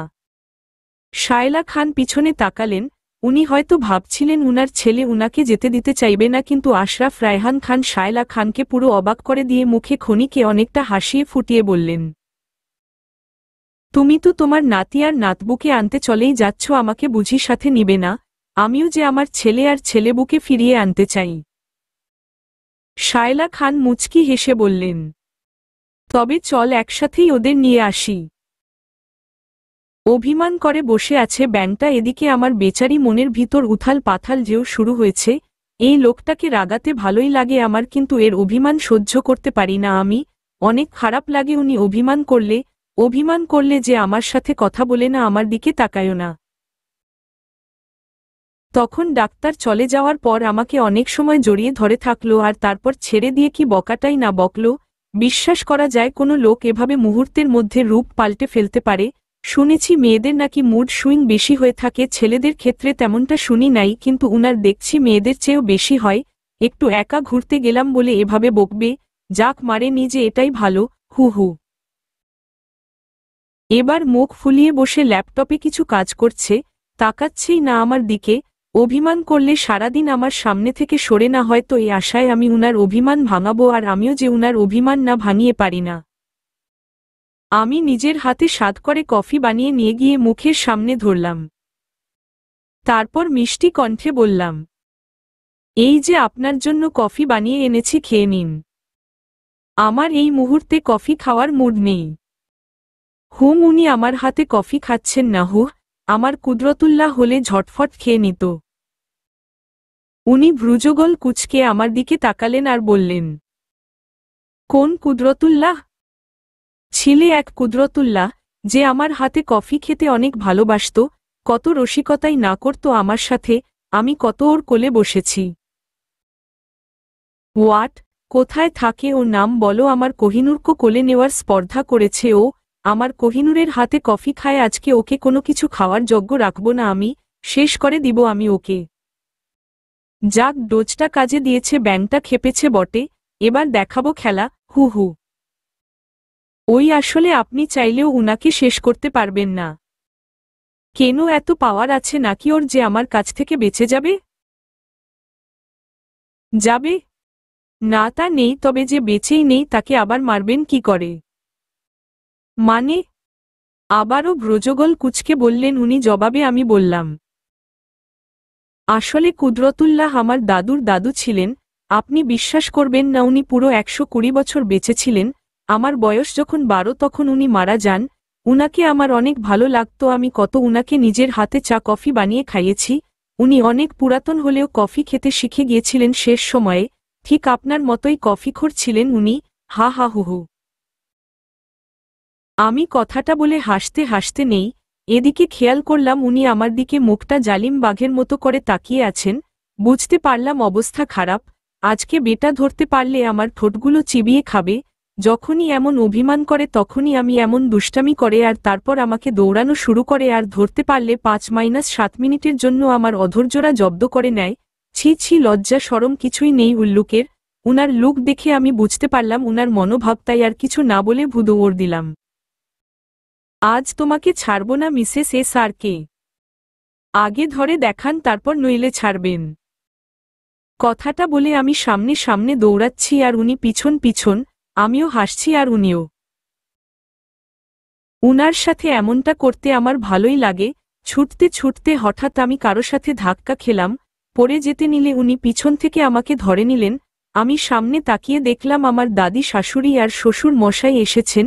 উনাদের দেখতেই উনি আমার সামনে এসে আমার ঢাল হয়ে দাঁড়িয়ে পড়লেন আর উনাদের উদ্দেশ্য করে প্রশ্ন করলেন, আপনারা এখানে কি চাই আপনাদের? আমরা তোদের নিয়ে যেতে এসেছি শিশির। আমরা আপনাদের সাথে যাব না। আপনাদের আমি ওই কাগজগুলো দিয়েছিলাম, সেগুলোর কি হলো? সেগুলো সাইন করে দিয়ে চলে যান এখান থেকে। এই নাও কাগজগুলো। উনি কাগজগুলো হাতে নিয়ে একটু দেখলেন, তারপর বললেন, এগুলা তো সেই কাগজ না, এগুলা আবার কিসের কাগজ? ভালো করে পড়ে নাও। ওগুলাতে স্পষ্ট লিখা, আজ থেকে যদি তোমার কোহিনূরের সাথে কোনো কিছুই খারাপ হয় তার দায়ভার আমি আর আশরাফ নিব। তার মানে এটা যে তোমার কোহিনূরের সাথে আমরা কিছু করলে কোনো প্রমাণ ছাড়াই তুমি আইনত আমাদের বিরুদ্ধে পদক্ষেপ নিতে পারবে, এমনকি অন্য কেউ ওর সাথে কিছু করলে দায়ী তো আমরাই হব। তাই এটা স্বাভাবিক, আমরা কখনো নিজে থেকে ওর ক্ষতি করতে চাইব না। দেখো কাগজগুলোতে আমরা দুজন সাইন করে দিয়েছি, প্লিজ এবার বউকে নিয়ে ঘরে চলো দাদুভাই। আমার কোহিনূর কোথাও যাবে না, আর আমিও না। আপনাদের এই ফালতু পেপারসগুলোর বদলে আমি আমার কোহিনূরকে নিয়ে কোনো চান্স নিব না, আপনারা এবার আসতে পারেন। তারপর ওরা উনাকে মানানোর জন্য কি না কি করতে লাগলেন। উনি উনার কথা থেকে একচুলও নড়ছেন না, বরং ধীরে ধীরে উনার রাগ উঠতে শুরু করছে, যা আমি অনুমান করতে পারছি। আর রাগটা উঠে গেলে যে কেলেঙ্কারি হবে। এত সময় আমি দাঁড়িয়ে দাঁড়িয়ে এসব দেখছিলাম, এবার আমি উনাকে সেখান থেকে টেনে টুনে আমাদের রুমে নিয়ে গেলাম, আর যেতে যেতে ইশারা করে দাদি যান আর বাবাকে বুঝালাম যে আমি উনাকে মানাবই। আমি জানি উনাকে যদি কেউ নিজের কথা মানাতে পারে তবে সেটা শুধু আমি। রুমে এনে উনাকে কত কাকুতি মিনতি করলাম, উনাকে এটা বুঝাতে সক্ষম হলাম যে আল্লাহর রহমতে উনি আমার পাশে থাকলে কেউ আমার কিছুই করতে পারবে না। তাছাড়া উনারা যখন একটা চান্স চাইছেন তাই উনাদের সেই সুযোগ দিয়ে দেওয়া দরকার। এরপরও যদি উনারা কিছু করেন তবে উনার তাদের সাথে যা করার উনি করে নিতে পারেন, আমি আটকাবো না উনাকে। এসব কথা বুঝিয়ে উনাকে মানালাম, নয়তো উনি কখনোই মানতেন না আমি জানি। যাক, অবশেষে অনেক করে উনাদের সাথে যাওয়ার জন্য মানলেন উনি, কিন্তু আমাকে উনাদের আশেপাশে যেতে মানা করলেন। আসার সময়ও আমাকে উনাদের পাশে যেতেই দিলেন না। এমনভাবেও কেউ কাউকে আগলে রাখতে পারে আজকে আমি প্রথম দেখলাম। সত্যিই লোকটা আমার জন্য পাগল। রোদেলা ওর বেডে বসে ফোন ঘাঁটছিল, তখনই আকাশ এসে ওর ফোনটা নিয়ে পাশে রেখে ওকে চট করে কোলে তুলে নিল। এসব কি করছো আকাশ ভাইয়া? ছাড়ো আমায়, এমন লুচ্চামি করছো কেন তুমি? লুচ্চামির কি দেখেছিস তুই? সবে তো মাত্র শুরু। ছাড়ো ভাইয়া বলছি। আকাশ ওর কোনো কথা না শুনে ওকে নিয়ে গিয়ে ওর রুমের বারান্দার দোলনাতে বসালো। কি হলো, এখানে বসালে কেন? তোকে কিছু কথা বলবো বলে। আমি তোমার কোনো কথাই শুনবো না ভাইয়া। রিয়া আছে তো, ও সারাদিন তোমার সাথে আড্ডা দেওয়ার জন্য উঠে পড়ে থাকে, ওর সাথেই কথা বললে পারো। কথায় কথায় কেন রিয়াকে টেনে আনিস রোদেলা? তখনও রিয়াকে দেখে আমার সাথে কথা বললি না, বরং চলে আসলি সেখান থেকে। তো আর কি করার ছিল আমার? তুমি তো তোমার রিয়ার সাথেই বেশি হ্যাপি থাকো, আর আমি তোমাদের কাবাবে হাড্ডি হতে চাই না। কিসের কাবাবের কথা বলছিস রোদেলা? রিয়ার সাথে আমার এমন কিছুই না। কেমনে কিছু না ভাইয়া? তুমিই তো বলেছিলে রিয়া কত পারফেক্ট, ওর মতো মেচোয়ার ভালো আরও কি কি, যা আমি কখনোই হতে পারবো না। তবে এখন ওকে ছেড়ে আমার পিছন পড়ার মানেটা কি তা একটু খুলে বলবে ভাইয়া? আমি তো একটা নষ্টা মেয়ে, তবে আমার মতো নষ্টার পিছনে পড়ার কারণ কি আমি জানতে পারি? একদম চুপ রোদেলা, নিজেকে নষ্টা বলতে মুখ কাঁপল না তোর? চিৎকার করো না ভাইয়া, এই উপাধিটা তুমিই আমাকে দিয়েছিলে, আর আজ কথাটা আমার মুখে শুনে খারাপ লাগছে তোমার? বেস্ট শ নট ফেয়ার ভাইয়া। আমি তখন জিনিসটা বুঝতে পারিনি রোদেলা, নিজের মনের সত্য অনুভূতির সাথে আমি অবগত ছিলাম না। কিন্তু যখন তুই আমার থেকে দূর হতে শুরু করলি তখন বুঝতে পারলাম তোকে নিয়ে আমার মনের আসল অনুভূতিটা আসলে কি। কথায় আছে না, পাশে থাকলে কখনোই কারো মর্ম বোঝা যায় না, দূরে গেলেই মর্মটা অনুভবে ধরা দেয়। আমি যে নিজের মনের কথা বুঝতে দেরি করে ফেলেছি রে রোদেলা, ক্ষমা করা যায় না আমাকে? প্লিজ ক্ষমা করে দে আমায়। রোদেলা খেয়াল করল কথাটা বলতে গিয়ে আকাশের চোখজোড়া ক্ষণিক ছলছল করে উঠল। ওর চোখের দিকে তাকিয়ে ওর বলা কোনো কথা মিথ্যে বলে মনে হল না রোদেলার। তাও নিজেকে শক্ত করে নিল। নিজেকে যে আর ফুটবল পড়তে দিতে চায় না রোদেলা, চায় না ওর মনটা আবারও ভাঙুক। মন ভাঙার ব্যথা যে সহ্য করার ক্ষমতা দ্বিতীয়বার আর হয়ে উঠবে না রোদেলার। তাই আর আকাশের বলা কোনো কথাই আর আলাদা করে অনুভব করতে চাইল না রোদেলা, বরং বলল, ও তবে তোমার ক্ষমা চাই। হ্যাঁ, তুমি আমার সাথে খারাপ ব্যবহার করেছ, তাই তোমার খারাপ লাগাটা স্বাভাবিক। তবে শুনে নাও ভাইয়া, আমি তোমাকে অনেক আগেই ক্ষমা করে দিয়েছি। এবার তুমি শান্তিতে থাকতে পারো। কথাটা বলে রোদেলা চলে যেতে নিলে আকাশ এমন একটা কথা বলে উঠল যা শুনে রোদেলা থমকে দাঁড়াল। আমি শুধু ক্ষমা চাই না রোদেলা, আমি তোকেও চাই। কথাটা শুনে এবার রোদেলা অবাক দৃষ্টিতে পিছন ফিরে তাকাল। আকাশ আবারও বলতে শুরু করল, হ্যাঁ রে রোদেলা, আমি যে তোকে অনেক ভালোবেসে ফেলেছি, আমার থাকা দায় হয়ে পড়েছে তোকে ছাড়া। প্লিজ ফিরে আয় আমার জীবনে, কথা দিচ্ছি আর কখনো তোকে কষ্ট দিব না। বুকের সমস্ত ভালোবাসা উজাড় করে দিব তোকে, আগলে রাখব নিজের জীবন দিয়ে হলেও। না জানি কত বছর ধরে এই কথাটা শোনার অপেক্ষায় ছিল রোদেলা, কিন্তু আজ এভাবে শুনতে পাবে তা হয়তো কখনো রোদেলার ভাবনাতেও আসেনি। কিন্তু এই সুপ্রিয় বাক্যটা শোনারও পরও যে তা বিশ্বাস করার সাহস নেই রোদেলার বুকে, তাই আর তা বিশ্বাস করার চেষ্টাও করতে চাইল না। রোদেলা এবার কণ্ঠে কাঠিন্য এনে বলল, তুমি বাসলেও আমি তোমায় ভালোবাসি না ভাইয়া, আর কখনো বাসবও না। আর আমার মনে হয় তুমিও আমায় ভালোবাসো না। ওই যে আমার সাথে খারাপ ব্যবহার করেছিলে, হয়তো তা নিয়ে আমার জন্য তোমার মনে খারাপ লাগা কাজ করছে, যাকে তুমি ভালোবাসা ভাবছ, কিন্তু সেটা ভালোবাসা নয় ভাইয়া, তোমার তা বোঝা উচিত। কথাটা বলে রোদেলা ছুটে চলে গেল রুমের বাইরের দিকে। আকাশ ওর যাওয়ার পানে ছলছল চোখে তাকাতে তাকাতে বলল, না রোদেলা, তা যে খারাপ লাগা না, আমার মনে লুকিয়ে থাকা তোর জন্য অসীম ভালোবাসা, তা আর বুঝতে বাকি রয়ে যায়নি আমার। জানি আমি অনেক কষ্ট দিয়েছি তোকে, আর সে কষ্টের পাহাড় ভাঙাও যে আমার পক্ষে সহজ হবে না তাও আমার জানা আছে রোদেলা। তবে এটা জেনে রাখি, সেই পাহাড় আমি ভাঙবই। তুই শুধু আমার রোদেলা, তোর মনে যে নতুন করে নিজের জায়গা করে নেওয়ার কোনো পথই ছাড়ব না আমি। And it, so my promise to you my love. আমরা বাড়ি চলে আসার পর থেকে দাদিজান আর বাবা দুজনই আমার সাথে এখন ভালো ব্যবহার করছেন। মাহেরাকে আর ওর বাবা মাকে আমি আর এই বাড়িতে দেখিনি। রোদেলার কাছে শুনলাম দাদিজান বর বাবা নাকি ওদের বলেছেন নিজেদের বাড়ি চলে যেতে। উনারা যেহেতু আমাকে মেনে নিয়েছেন, সেহেতু মাহেরা আপিকে আর খানকে পাওয়ার আশা না করার জন্য পরিষ্কারভাবে বলে দিলেন দাদিজান। তারপর নাকি উনারা নিজেদের মুখ বাংলা পাঁচের মতো করে এখান থেকে প্রস্থান করলেন।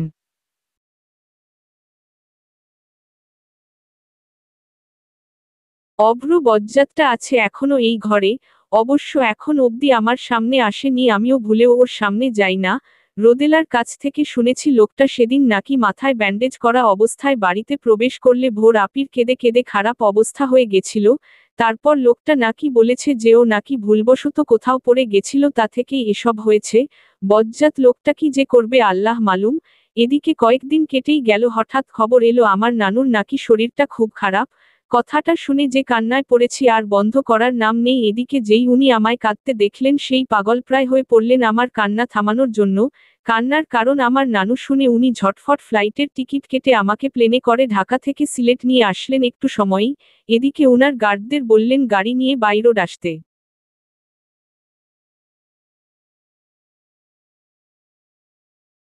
আমরা নানুবাড়িতে পৌঁছে গেলাম। নানুর হার্টে একটু ব্যথা হয়েছিল, এখন ঠিক আছেন। সবাই মনে করেছিলেন হার্ট অ্যাটাক, তবে তা ছিল না। সেখানে আমার মা বাবা আত্মীয় স্বজন সবাই এসেছেন। হৃদয়ও এসেছে। হৃদয় আমার মেজ খালার ছোট ছেলে।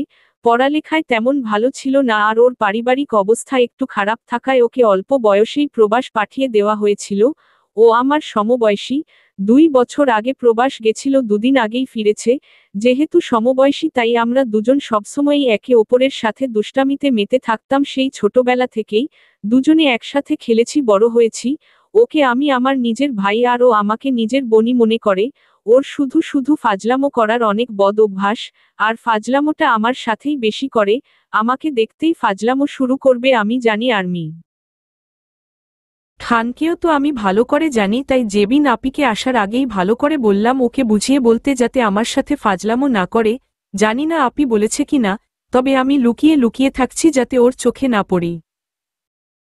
এদিকে আসার পর থেকে আমার 14 গোষ্ঠী আমার স্বামী সাহেবের খাতিরদারিতে মগ্ন হয়ে পড়লেন, যাকে বলে জামাই আদর।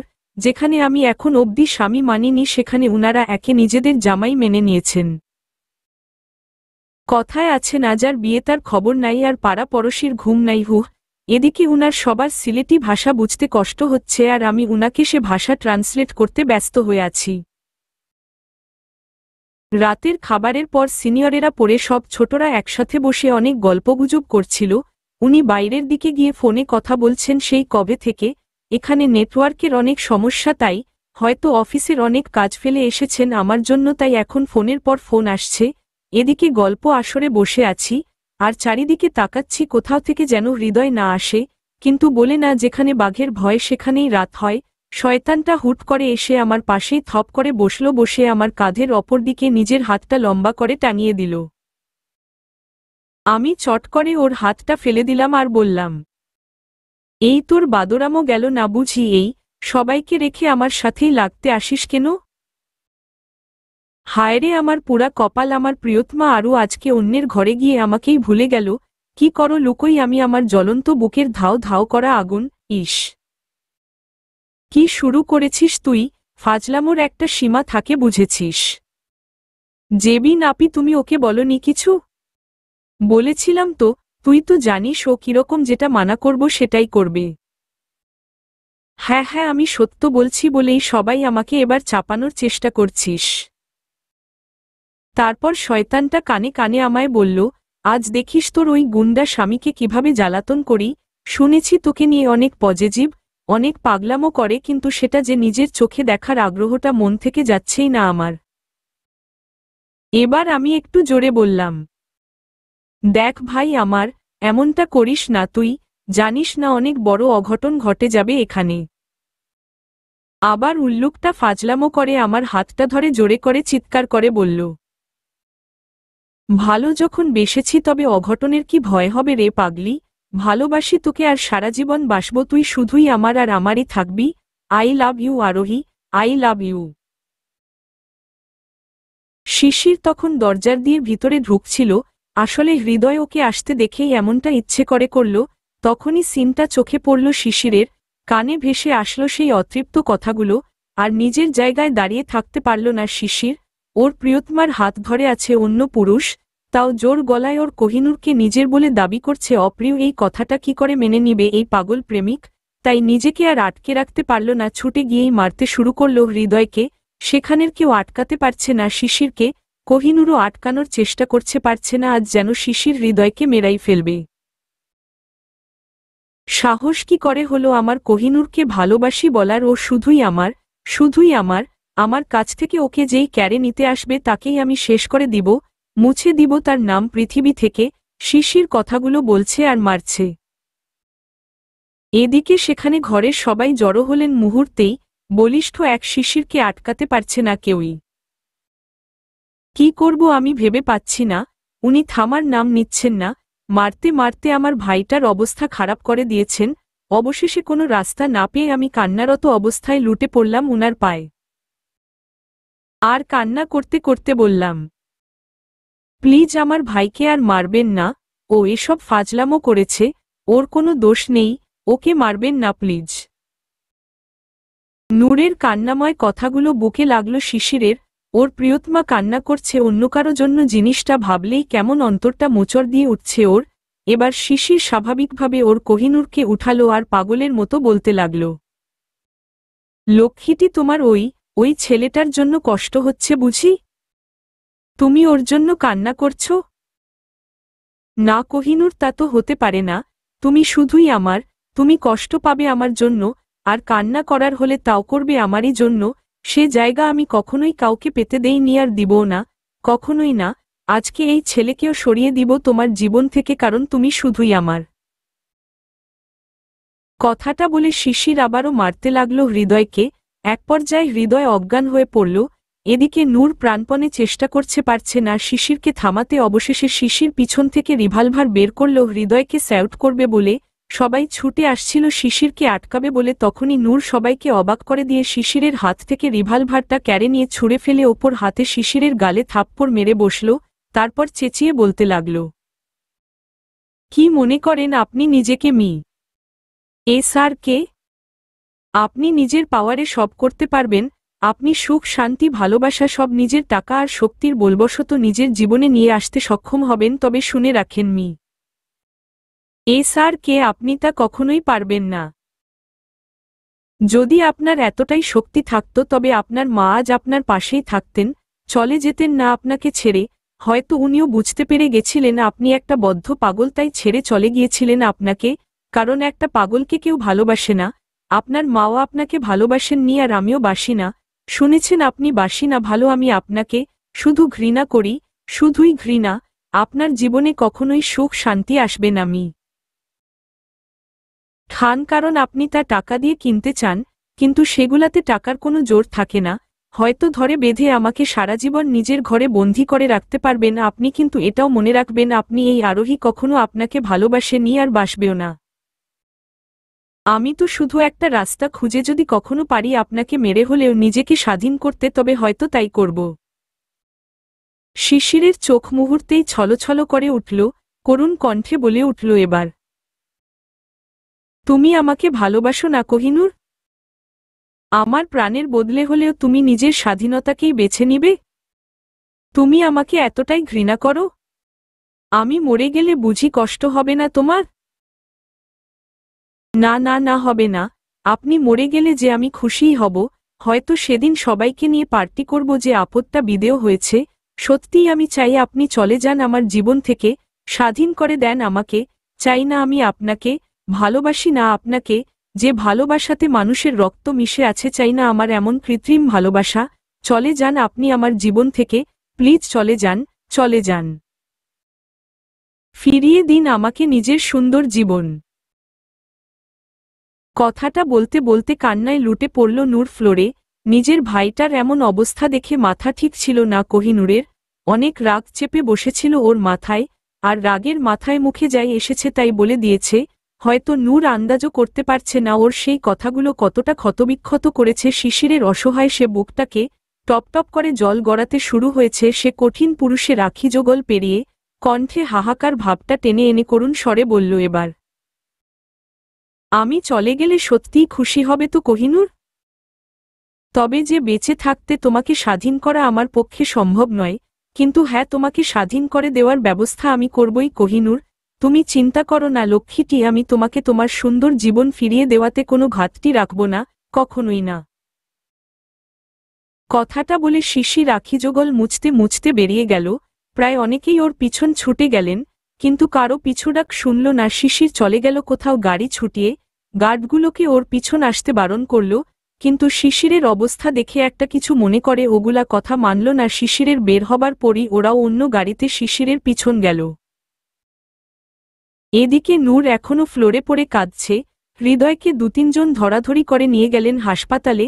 এদিকে জেবিন আপি বলে উঠলেন, এবার খুশি তো তুই আরু? চলে গেল লোকটা, মনে তো হচ্ছে আর ফিরবে না। এবার আর কাঁদছিস কেন, পার্টি কর চল। নূর এবার মাথা তুলে তাকিয়ে বলল, তুই আমাকে এসব বলছিস আপি? তুই দেখলি না ওই লোকটা হৃদয়ের কি হালটাই না করেছে? হ্যাঁ করেছে মানছি, ও এটা অন্যায় করেছে, ওর এমন করা ঠিক হয়নি। কিন্তু একবার ভেবে দেখ, এমন করার জন্য হৃদয় ওকে উস্কানি দিয়েছে। আমরা তো জানতাম ও এরকমই, আর এর জন্য তো হৃদয়কেও আগে থেকে ওয়ার্ন করা হয়েছিল।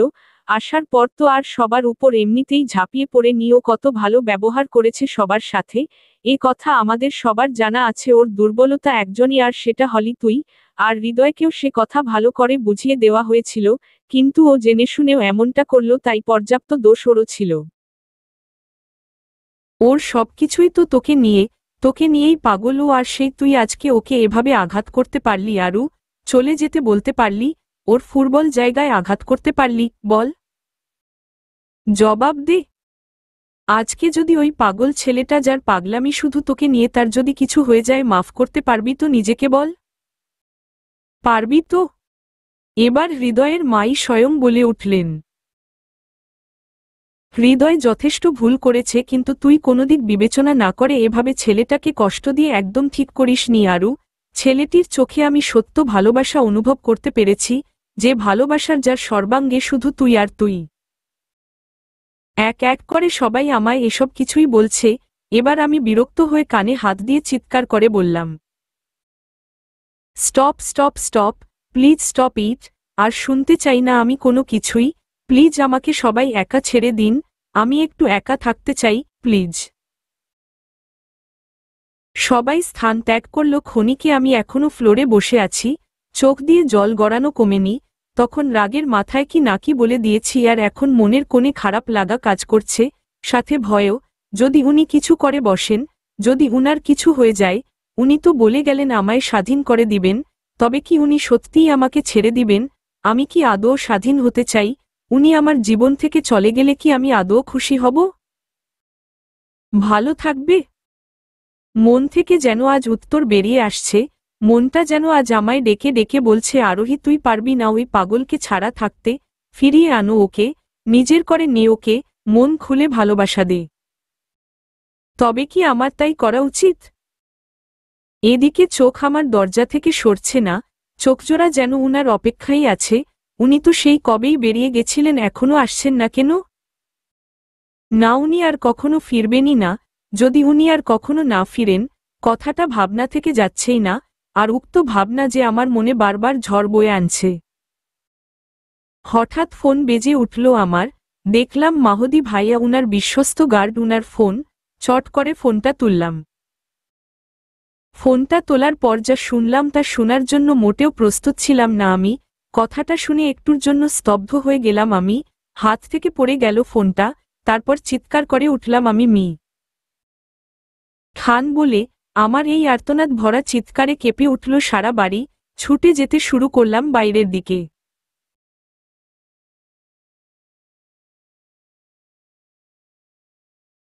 তখন শিশির বাড়ি থেকে বেরিয়ে তুফান বেগে গাড়ি চালাতে শুরু করেছিল, আর ওর কানে ভেসে আসছিল ওর কোহিনূরের বলা তিক্ত সে কথাগুলো, যা কিছুতেই ভুলতে পারছিল না শিশির।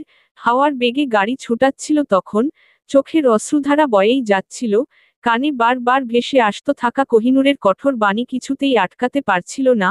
শিশিরের মা ওকে ছেড়ে গেছে কারণ ওর মতো পাগলের ভালোবাসা পাওয়ার যোগ্যতা নেই, আর ওর কোহিনূরও ওকে এর জন্য ভালোবাসে না, আর বাসবেও না। কি করে মেনে নিবে কোহিনূরের বলা এই অপ্রিয় বাক্য? ওর মরে গেলে ওর কোহিনূর খুশি হবে, ওর প্রাণের বদলে যে ওর কোহিনূর নিজের স্বাধীনতা চায়। কথাটা যেন মাথায় চেপে বসেছে শিশিরের, বারবার কথাটা মাথায় ঘুরছে। আজ যে আর শিশির ওকে আটকে রাখতে চায় না, স্বাধীন করে দিতে চায় নিজের প্রাণপাখিকে, কিন্তু তা যে বেঁচে থাকা সত্ত্বে পারবে না এই পাগল প্রেমিক। তাই অসহায়ত্ব স্বরে কঠোর ভাব এনে বলল, আমার প্রাণের বদলে যখন তোমার স্বাধীনতা চাই তবে তাই ভালো, দিলাম তোমায় স্বাধীনতা কোহিনূর। ভালো থেকো।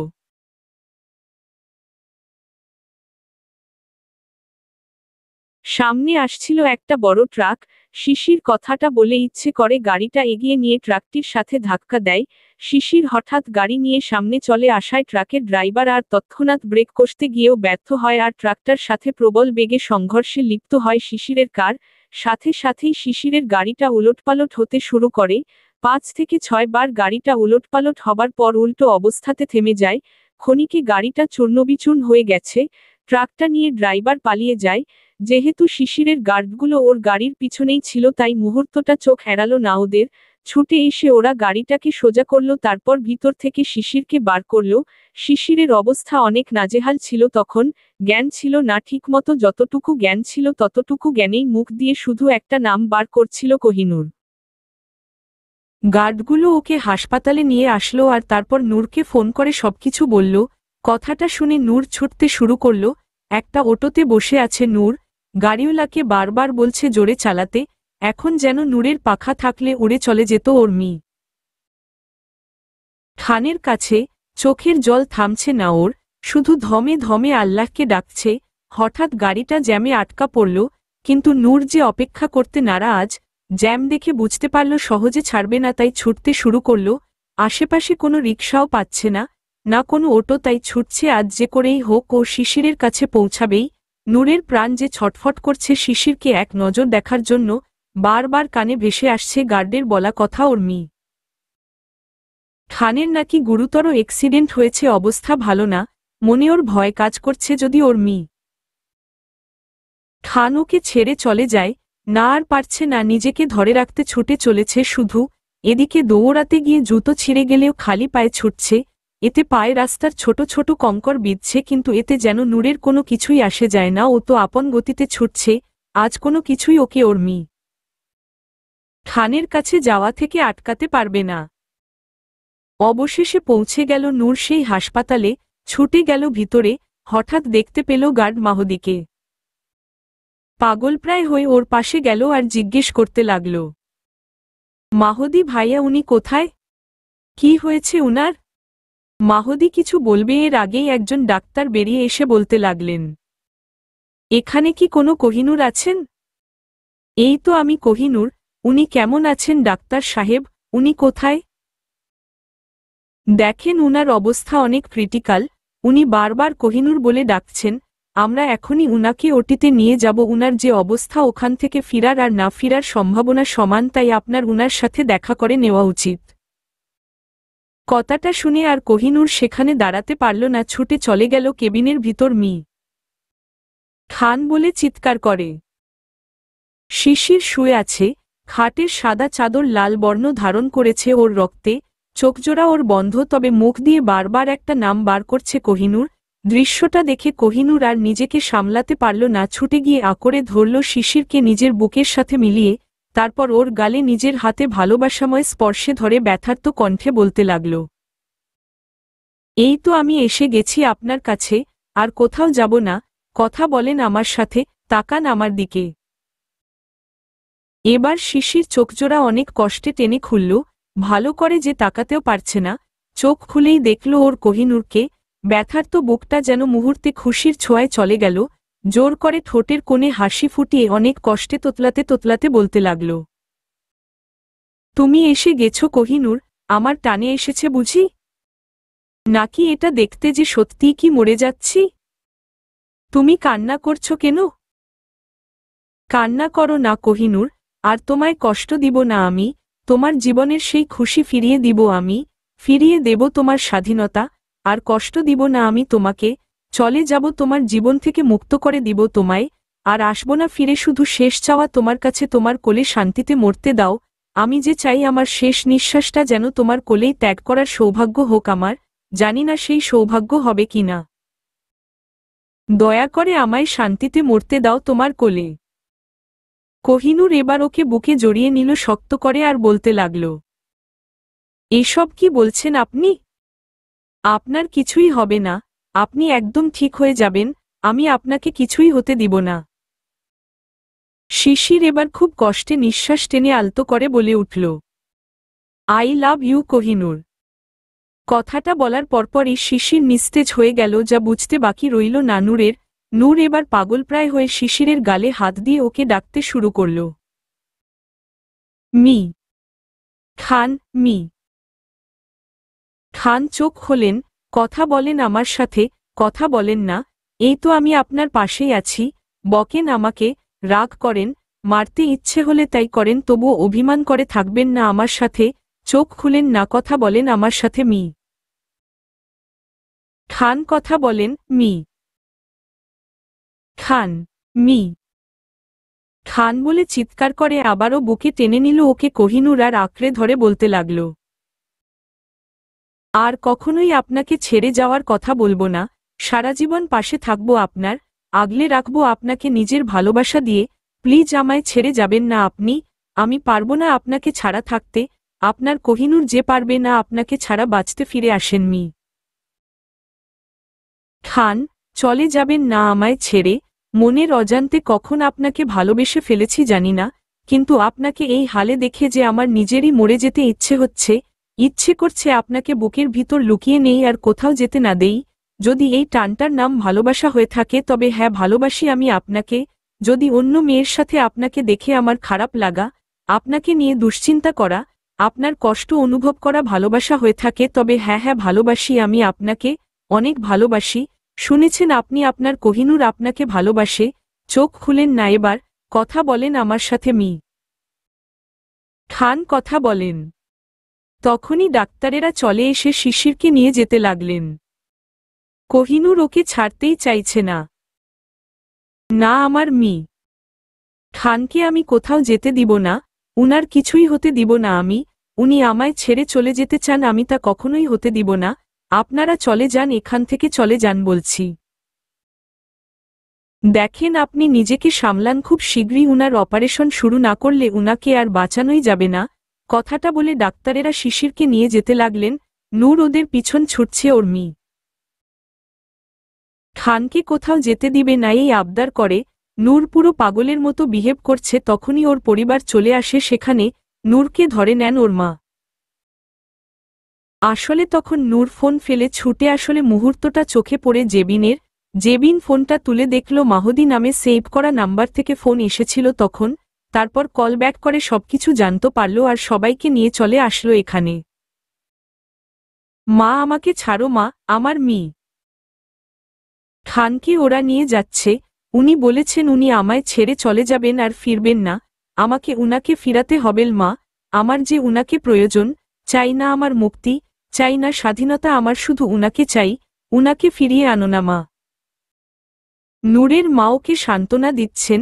তখন জেবিন আপি বলে উঠলেন, তুই এত ড্রামাও করতে পারিস, আজকে আমি প্রথম জানলাম। আরু, কি পারফেক্ট তোর অভিনয়। এই মিছে কান্না না করে গিয়ে পার্টি কর যা, আজকে তো তোর পার্টির দিন। তুমি এসব কি বলছো আপি? আমি পার্টি কেন করব? এবার নূরের আপন বোন বলে উঠল, কেন করবি না বল? তুই তো নিজের মুখেই তখন বললি যে শিশির মরে গেলে তুই পার্টি করবি। যেদিন শিশির মরবে সেদিন তোর খুশির দিন হবে। তবে তো ছেলেটা আজকে তাই করল, মরতে গেল। হয়তো এখন বেঁচে আছে, কিন্তু যা অবস্থা বেশিক্ষণ বেঁচে থাকবে বলে মনে হয় না। মরেই যাবে। আপু, তোমার সাহস হলো কি করে এমনটা বলার? চিৎকার করিস না আরু, আজ তোর জন্যই ওই ছেলেটার এই অবস্থা। ভেবে দেখ আরু, তুই কোনো অপসরা না। তোর থেকেও হাজার গুণ সুন্দর মেয়েরা ওই শিশিরকে এক পলক দেখার জন্য উল্টে পড়ে মরে। এ বিষয়ে সবথেকে ভালো তুই জানিস। এছাড়াও কি আছে তোর? আছে ওর মতো অর্থবিত্ত, আছে ওর মতো ক্লাস। না, নেই আরু, কিন্তু তারপরও ওই ছেলেটা তোর পিছনই কেন পড়ে থাকে বলতে পারবি? কারণ একটাই, ও তোকে ভালোবাসে, যাকে বলে সত্য ভালোবাসা। যে ভালোবাসার রূপগুণ অর্থ বিত্ত কিছু দেখে না, দেখে শুধু মন। আজকাল এমনভাবে ভালোবাসার স্বামী কেউ বছরের পর বছর সাধনা করেও পায় না আরু। আর তুই কপাল গুণে এমন একটা স্বামী পেয়েও এভাবে অবহেলা করলি, মরার রাস্তায় ঠেলে দিলি। তুই এমনকি ওর মাকে নিয়েও কথা বলতে দুবার ভাবলি না। আজ ওর এই অবস্থা শুধু তোর কারণে আরু। আজকে শিশির মরতে যাচ্ছে শুধু তোর জন্য। তোর একটু ভালোবাসা পাওয়ার লোভ ওকে মরার ঘাটে টেনে নিয়ে গেল। আজ থেকে তো তুই স্বাধীন, আর কেউ বন্দী রাখবে না তোকে। জাগিয়ে ফুর্তি কর, বন্ধুদের পার্টি দে। বন্ধ করো আপি, প্লিজ বন্ধ করো। আমি আর শুনতে পারছি না। আমি তখন রাগের মাথায় উল্টাপাল্টা বলে দিয়েছি, কিন্তু আমি কখনো চাই না উনি আমায় ছেড়ে চলে যাক। আমি পারবো না উনাকে ছাড়া থাকতে। উনি পাশে থাকতে তা বুঝতে পারিনি আমি, কিন্তু উনার দূরে চলে যাওয়ার ভয় যে এখন আঁকড়ে ধরেছে আমায়। আমি পারবো না উনাকে ছাড়া বাঁচতে। আমি কিছুই হতে দিব না উনাকে। উনার কিছুই হবে না। কথাটা বলে নূর ছুটে গেল নামাজের রুমে। অজু করে নফল নামাজে বসল। ওর অশ্রুতে ভিজে যাচ্ছে জায়নামাজ। মোনাজাতে হাত তুলে কান্না করতে করতে বলতে লাগল, আল্লাহ, এমন কোনো দিন যায়নি যে দিন আমি আপনার কাছে উনার কাছ থেকে মুক্তি চাইনি। প্রতিদিনই চাইতাম উনি যাতে আমার জীবন থেকে দূরে চলে যান, কিন্তু আজকে সত্যিই যখন তা ঘটছে তবে আমি তা আর মেনে নিতে পারছি না খোদা। আমি চাই না মুক্তি, চাই না স্বাধীনতা। আমি উনার ভালোবাসার বন্ধ খাঁচায় বন্দি থাকতে চাই সারা জীবন। উনাকে আপনি কেড়ে নিবেন না আমার কাছ থেকে। আমি আমার ভুলের জন্য ক্ষমা চাইছি আপনার দরবারে। আমাকে ক্ষমা করে দিন মওলা। ইয়া মালিক, উনাকে বাঁচিয়ে দিন। আমি রোজ আপনার দরবারে নফল নামাজ পড়ে শুকরিয়া আদায় করব। আপনি উনাকে আমায় ভিক্ষা হিসাবে দিয়ে দেন খোদা, আর নয়তো উনার সাথে আমাকে নিয়ে যান। যে জীবনে উনি নেই সে জীবনে আমার বাঁচারও কোনো আশা নেই খোদা। খোদা, আমায় খালি হাতে ফিরিও না খোদা। আমার মি খানকে ভিক্ষা রূপে দিয়ে দেন আমায়। কান্না করতে করতে সেখানেই জ্ঞান হারায় নূর। কিছুক্ষণ পর জ্ঞান ফিরে নূর নিজেকে একটা কেবিনে আবিষ্কার করে, আশেপাশে কেউ নেই। হাতের উপর একটা স্যালাইন ঝুলছে। জ্ঞান ফিরতেই মনে পড়ে ওর মি খানের কথা। হাতের স্যালাইন খুলে মি খান বলে চিৎকার করে ছুটে যায় বাইরে। আশেপাশে ছুটছে, কোথাও নিজের পরিবারের কাউকে দেখছে না। খুঁজছে সবাইকে, তখনই কিছু লোকের কথা কানে ভেসে এলো। শুনেছি ছেলেটা নতুন বিয়ে করেছিল, বউকে নাকি অনেক ভালোবাসত, কিন্তু নিয়তি দেখো, একটা ট্রাক অ্যাক্সিডেন্টে মারাই গেল ছেলেটা, না জানি বউটার কি হাল। লোকগুলো একটা সাদা চাদরে ঢাকা রোগী বহন ট্রলির দিকে তাকিয়ে কথাগুলো বলছিল। লোকগুলোর কথা শুনে খক করে উঠল নূরের মন। এক পা করে এগুতে লাগলো ট্রলিটার দিকে। এগিয়ে গিয়ে কাপা কাপা হাতে লাশটার মুখ থেকে চাদর সরিয়েই মি খান বলে চিৎকার করে উঠল, চলবে।